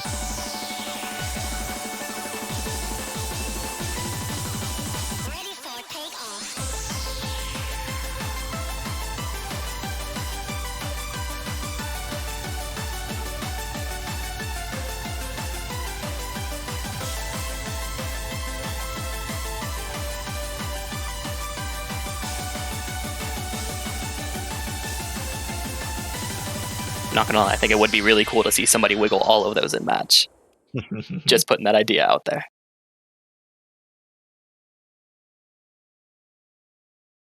So Hidden has been rounded out, it's hard rock time now. This one is going to be T-Puzzler and Camellia feat Nanahira. A fantastic combination. Boko no Yume Mecha Kuso Mugen Waki. Got a little bit of a N and a K confused there. This is a map from Verti, again, is a custom map produced specifically for the CWC. And yes, those are some small fruits. This is circle size 6 plus a little bit when hard rock has been applied. Obviously, approach rate 10.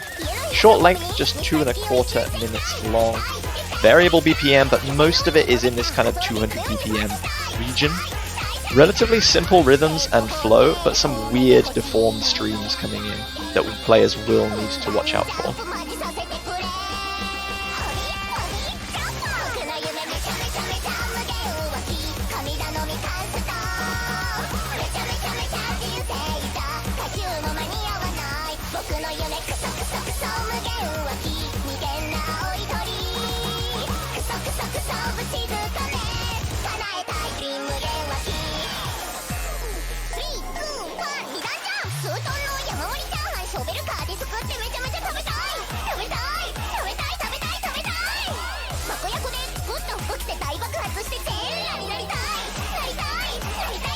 The Nanahira pool good, pool bad debate raging once again in the chat. We love to see it. Yes, this is a custom map.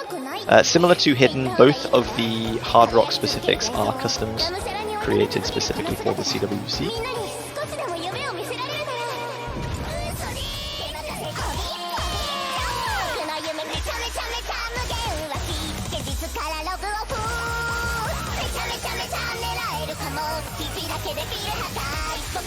As you can see from the map being almost over, it is very clean style, just with some far spacing and testing CS6. Very kind of short skill check to see if the players in the pool are capable of seeing this CX6 map. Considering how consistent it is in difficulty, a very basic consistency check for CS6.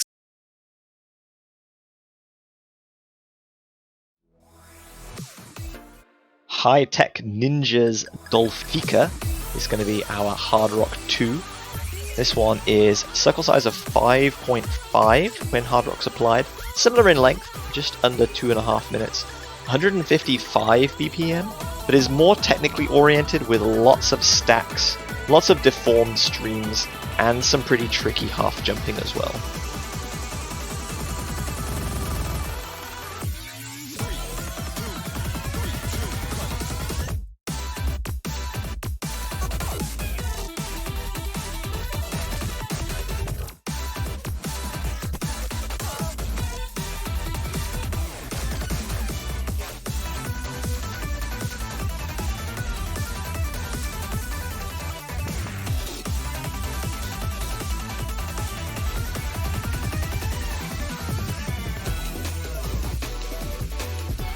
Yeah, a lot of slight HR displacement. As you can see with these streams, looking not the most conventional. And the spacing itself is hit just a little bit. Definitely a more technical HR check.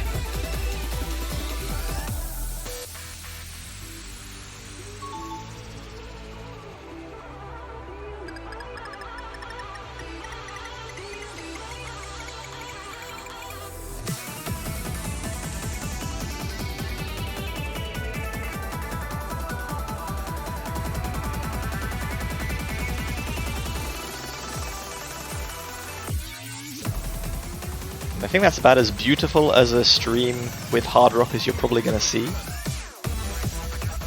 Very little in the way of note displacement there, but not all of them in this map yet quite so lucky.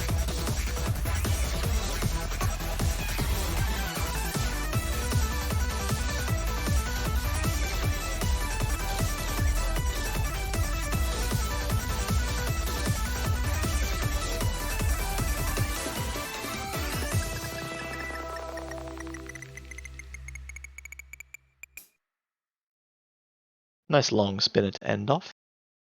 Coming into our Hard Rock 3 converted OS difficulty. This one is going to be a classic for many players who've been around the game for a little while.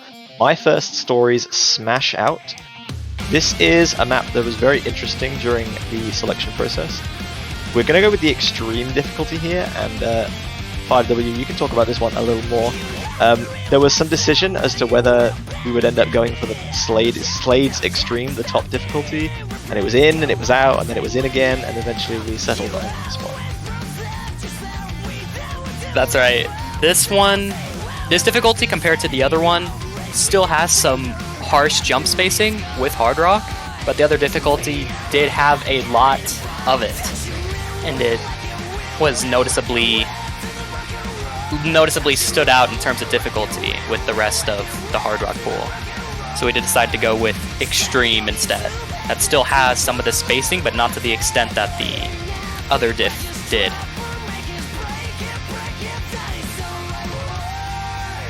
While this one does have a lot of jumpier patterns in particular, you got to see a lot of them had hypers and still felt clean enough to hit, while the other difficulty definitely had a lot more roughed up jumps back to back that were extremely punishing.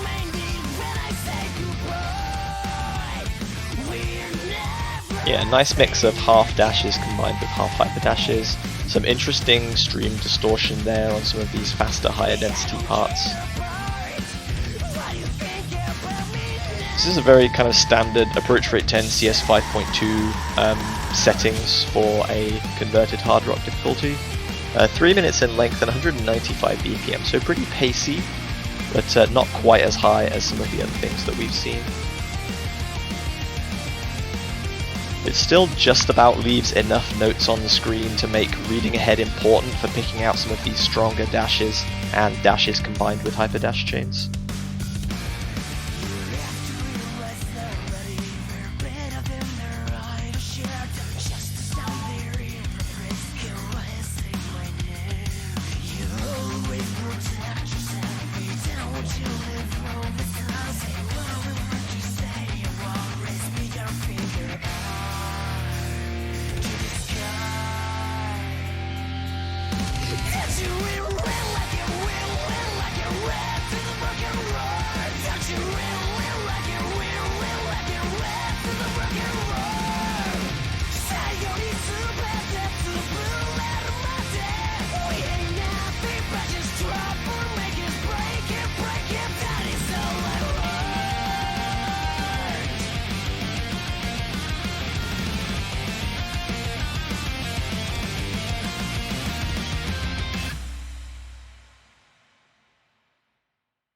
So that'll conclude our hard rock pool, just 2 to go. Moving on to double time now.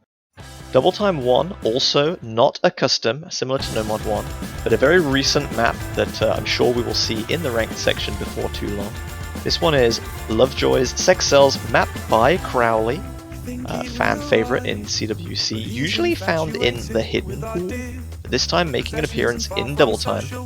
We've got approach rate of 10.1 or thereabouts when Double Time is added, coupled with CS4. A little bit on the longer side, just under 3 minutes in length with Double Time applied, and a fairly middling DT BPM of 220. This one is a bit more of a consistency test, similar to DT1 from the previous round, although with slightly lower approach rate, but slightly more complicated patterning and some more changes and variable flow.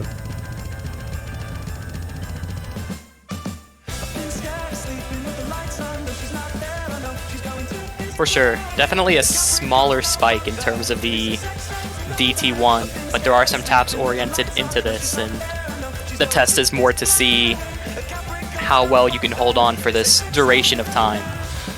So definitely with these stronger teams, this could be seen as a more FC check and nerve check overall.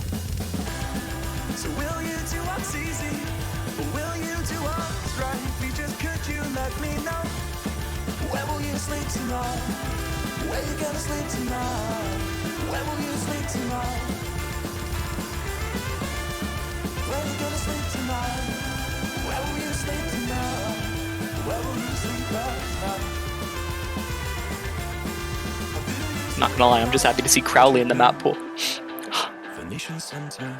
Any big Crowley fans? He definitely has a very interesting mapping style that I don't think gets enough recognition. He's more of the kind of English rock song enjoyer, which is not a genre that's hugely popular in the catch mapping meta right now. But I'm personally a big fan of his maps and his song choice, so I'm always happy to see him featured in CWC.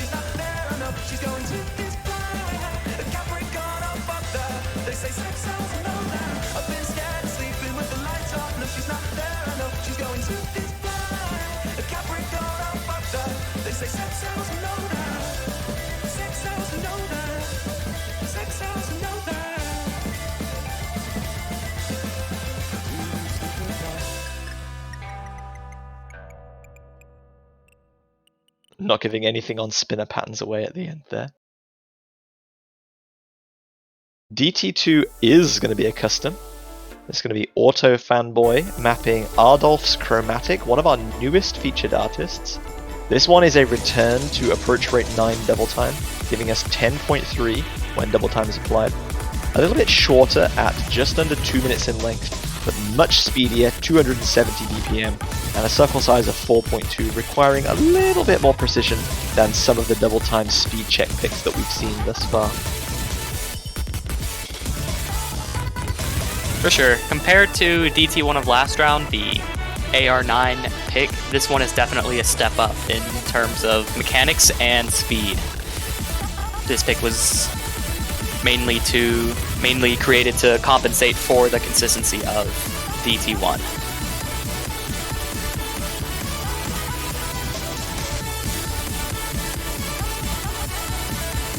Yeah, you can already see a lot more anti-flow direction changes and higher density snaps being involved in this one relative to last round's DT1, despite the fact that they have the same approach rate of that 10.3.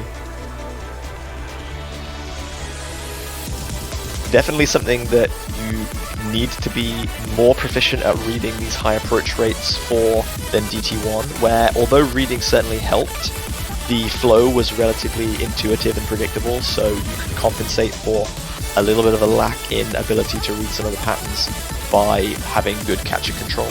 This not the case this time.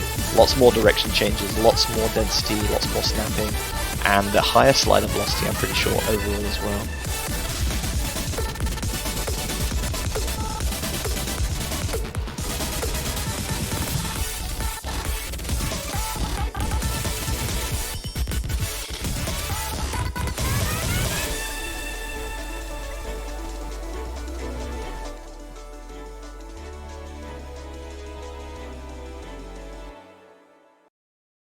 So we're going to be sticking with the approach rate 10.3-ish theme here for our first convert. This one is Shikata Akiko's Katayoku no Tori, a song that does have a ranked catch map, although the short version from Dave, which was actually one of the first maps I ever nominated as a BN. Little bit of info. This is a circle size 3.5 and a length of 3 minutes, even with double time applied. BPM cranked all the way up into the 300s now.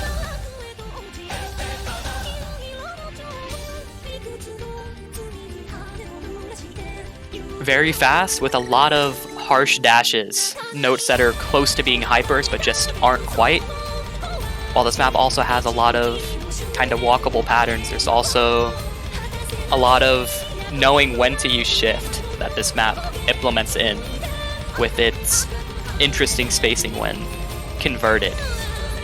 Also a lot of wiggles implemented in this map as well, being a very precision heavy check with double time. Definitely on the harder side, so I'm excited to see how teams play it in match. Yeah, we got to go back to February of 2018 to see the ranking process for this one. There is one double time FC from Abstract, so if anyone wants to see a little bit more performance and leaderboard action on that, then you know whose score you have to take down. You can see that the song is very much kind of stop and start with some less intense sections where you need a lot of micro movements, and then it rapidly kind of builds into these more intense sections where wiggling becomes pretty much very common and used in nearly every single pattern. So it's not just a case of being able to read approach rate 10.3, but also great catcher control with the more fluid movement of the double time catcher.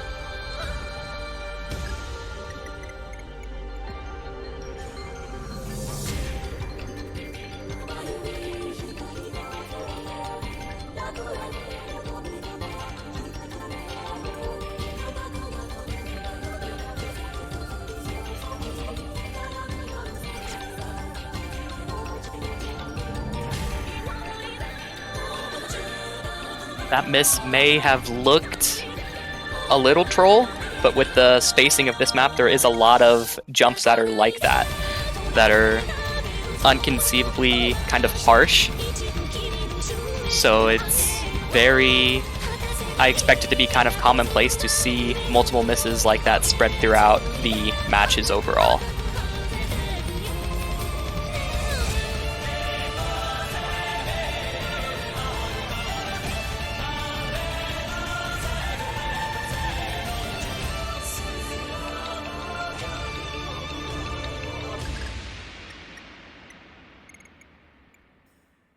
Okay, so just one double time pick left. Remember, we have one extra map in the double time pool to account for the fact that Hidden and Hard Rock are more represented in the mixed mod bracket.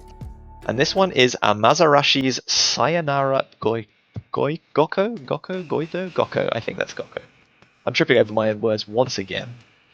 This one is a long, low BPM and generally low density pick, but is quite jumpy and has some more harsh spacings due to the slightly higher CS. This one at 4.5. Approach rate a touch under 10 with double time applied. 3 minutes in length, and yes, that is 110 BPM even after double time is applied. So when I said this map was a little bit slower, I wasn't really joking.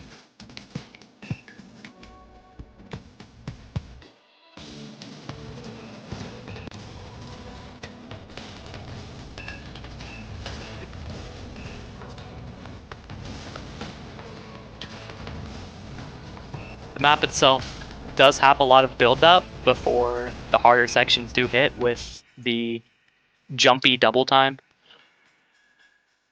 So it will definitely be match deciding if you miss on these harder sections because of how much build-up there is in this map.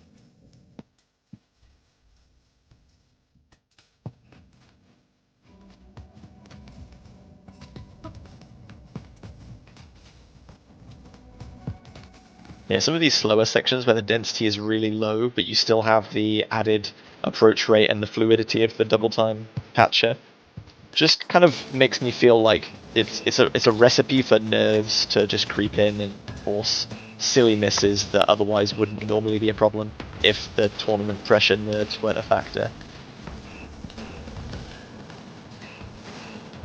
For sure. I feel if this was ever planned on being picked, you would have one of your players swap out to practice it because of how different the spacing is on this map compared to every other one in the pool.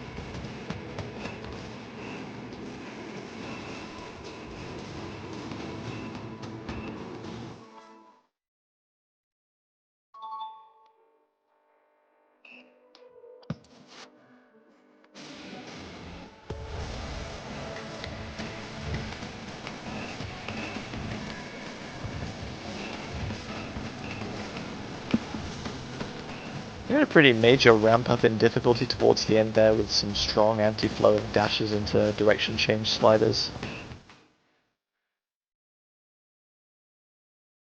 But that's going to round out our double time pool now. So just one mixed mod bracket to go. As we said, it's increased in size this time due to the fact that the semifinals onwards are best of 13. So we've got one additional mixed mod specific. The first of those is going to be Monster Sirens MSR Toyama Akitaka Fading Sky. This one is by Yumina Himiko, or Examination. And in their kind of traditional style for these later round pools, we can expect to see a bit of a longer consistency test, some strong dashes which will make no mod and hidden quite tricky, and you'd think that maybe adding hard rock would make that quite a little bit more comfortable because a lot of the edge dashes would become hypers. But unfortunately for our players, that's not the case. They're still really, really strong.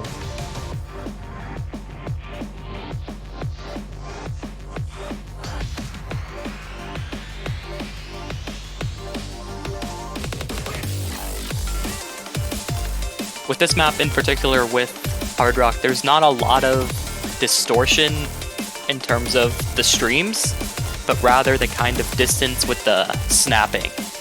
So the jumps in both the slow parts and these more fast parts can be seen as feeling quite a bit further than with no mod.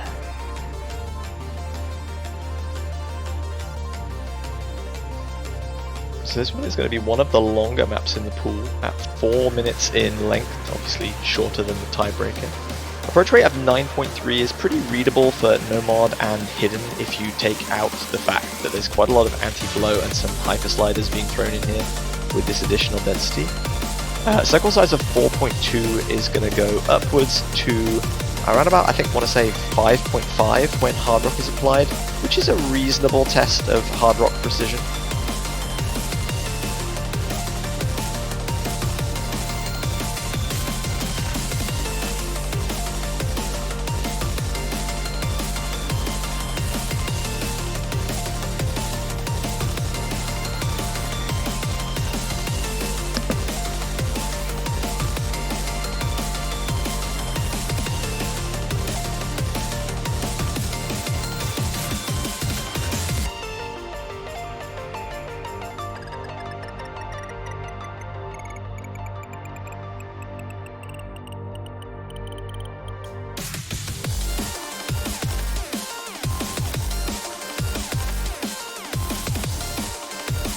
Have the more wub section for catching players off guard with hidden and even no mod.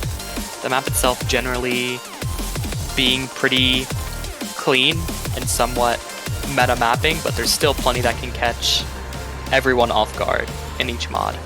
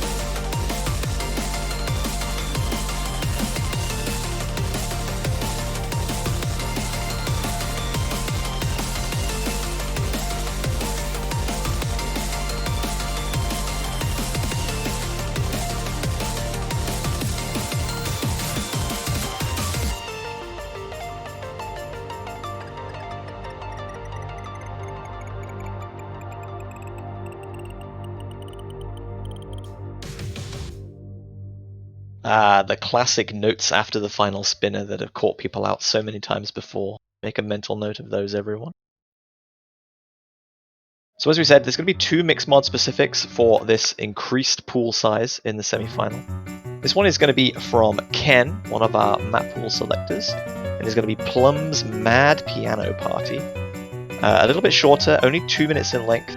Approach rate of 8.7 provides a little additional reading challenge for hidden and no mod, relative to the kind of more standard 9 or to 9.5. Circle size of 3.8 is a little bit more lenient than we've seen previously, but this one is very kind of dense in some parts, has a lot of varying rhythm, and is going to be quite the test for people in some of those more dense parts. You can see as the density increases, there's a huge amount of wiggling on show here that is going to be especially challenging to the hidden player, but also to the hard rock player as well, where there's just circle sizes become a little smaller and the wiggling just needs to be that little bit more precise.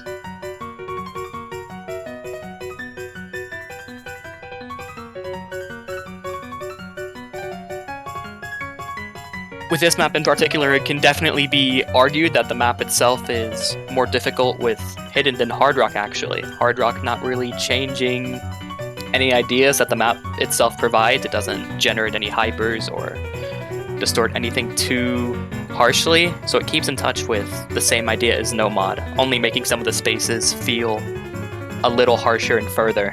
This map is definitely harder on the hidden side.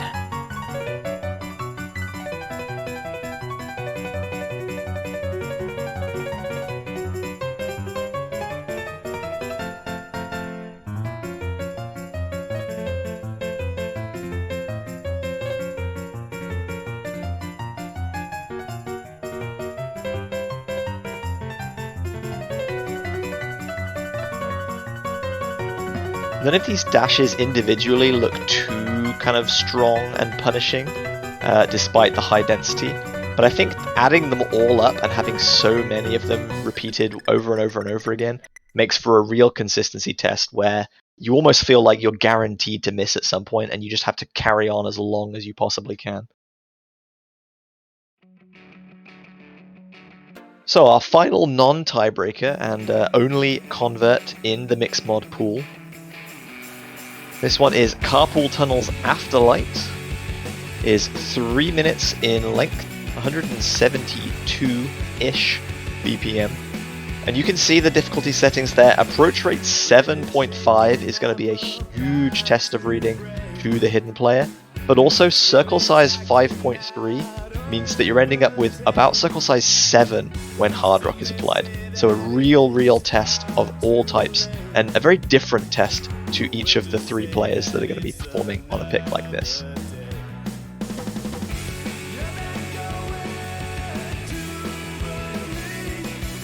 While the map itself isn't too dense in terms of patterning, having a lot of single notes and not too many streams involved, it's definitely going to be very straining on the hidden player.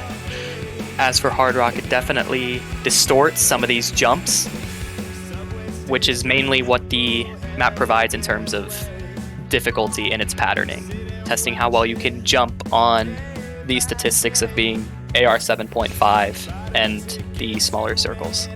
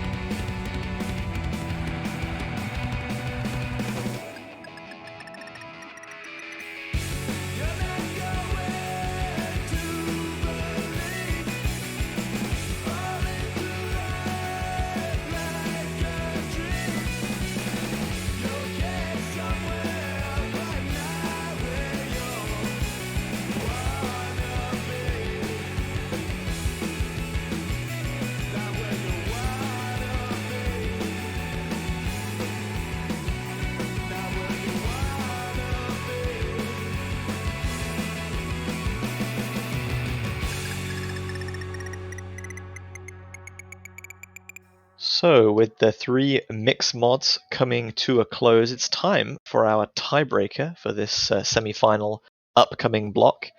And it's a sequel, ladies and gentlemen. It's going to be extended version of Leaf's Evanescent, a map that you've probably very well known. Ascendance's difficulty on this, which is the short version, the 2-minute version. We've got a collaboration between Ascendance and Bunray for this one to serve as our tiebreaker for the semi-finals. Approach rate of 9.8, circle size of 4.4, quite a bit longer than some of the other tiebreakers we've seen, pushing that 6-minute mark, and a 190 BPM kind of consistency throughout, aside from some slower sections where we have a BPM halving.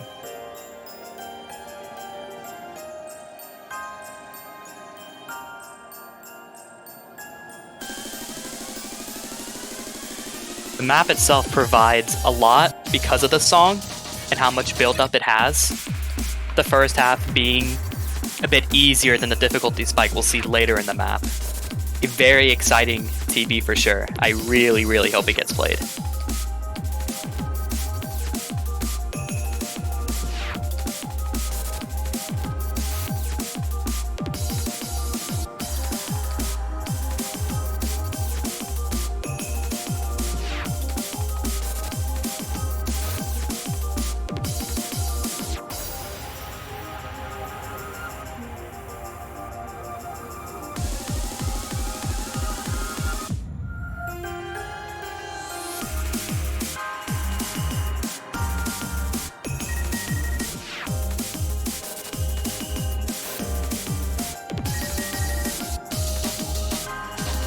So if you are familiar with this song, obviously from the short version that's featured in Rank, you'll know that there's quite a lot of different musical styles at play here. Some very calm sections where density is really low and they're mostly just focusing on piano and some instrumental ambient sounds. You've got some of these longer, streamier sections, some breakcore sections where like density becomes really high and we see lots of odd and interesting snappings, and of course a lot of those strong drums and the whooshing sliders as well, which induce really high slider velocities.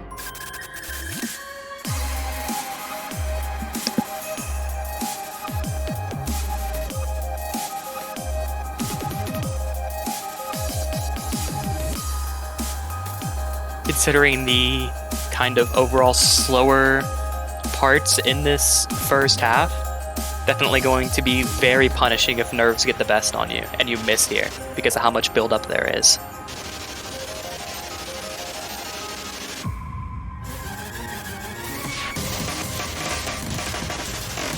Here is one of those breakcore sections that I was talking about. You can see a vast increase in difficulty, so much anti-flow being thrown in here, and the density makes some of these hypers incredibly snappy, meaning you've got to stop just in the nick of time if you don't want to overshoot by a huge margin.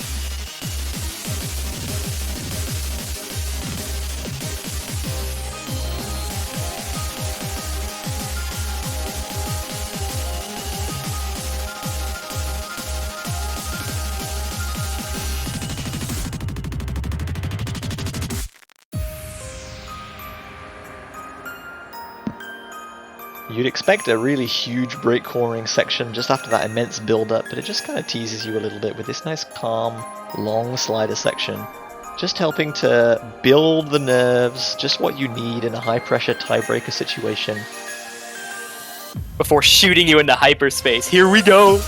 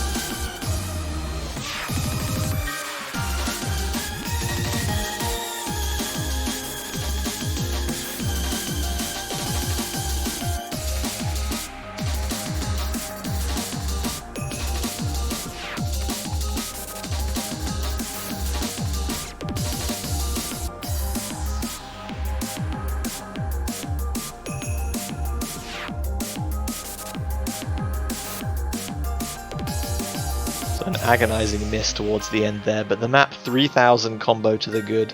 That added density adding considerably to a lot of the maximum combos that we've seen throughout the previous tiebreakers. But that is going to conclude our semi-finals map pool showcase. Once again, the map pool has increased in size by 1.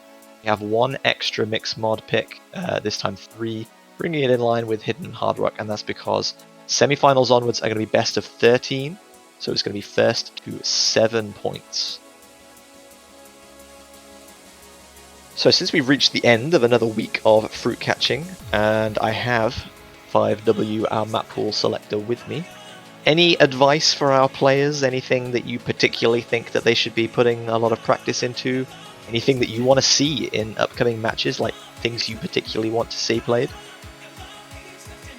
I think the thing I'm most excited to see played is actually Tiebreaker. A lot of our tiebreakers we've had so far have been really extraordinary in terms of what they've provided in terms of excitement. And as for tips, I would say wiggle all of the wiggles in Hidden 3. I would love to see that.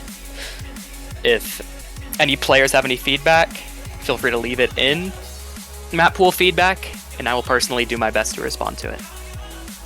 That's excellent. So hopefully everyone appreciates the work that our map poolers have put into curating these wonderful maps for us, and of course the mappers themselves have put in great work. I think the quality and the amount of custom maps that are being created for the CWC, but also for community tournaments as well, has gotten really huge over the last couple of years, which is great to see. A couple of non-customs in this round, so do give them some love as well. And of course lots of converts, many of which haven't really been touched that much. So there'll be some interesting competition for leaderboards, even outside the CWC, if you aren't a player who is either still in the tournament or you're someone that's just been kind of tangentially following. But that's going to do it for us. So thank you very much from myself, JB Hyperion, and of course also 5W, our map pool selector. We'll see you all again next weekend for the semi-final stage. If you want to know when maps are taking place, when matches are taking place, please follow the channel and also follow on Twitter as well, and you'll get notified. That'll be great to see you there. If you've got a little change to spare, feel free to pick up a banner from the OS store and support your team. You can pick one up for all of the teams still remaining in the tournament, and it'll display on your profile saying, I am a proud supporter of Team X, and you can obviously choose all the teams that are still in the tournament. But please do that to help make the World Cups even more awesome than they already are. And that's going to do it from us. So thank you all so much for watching. Please stay tuned for more updates, and when the schedule is available, you'll know, we'll know, and we'll see you all back here next weekend for more fruit catching in the OsCatch World Cup 2022. Bye bye.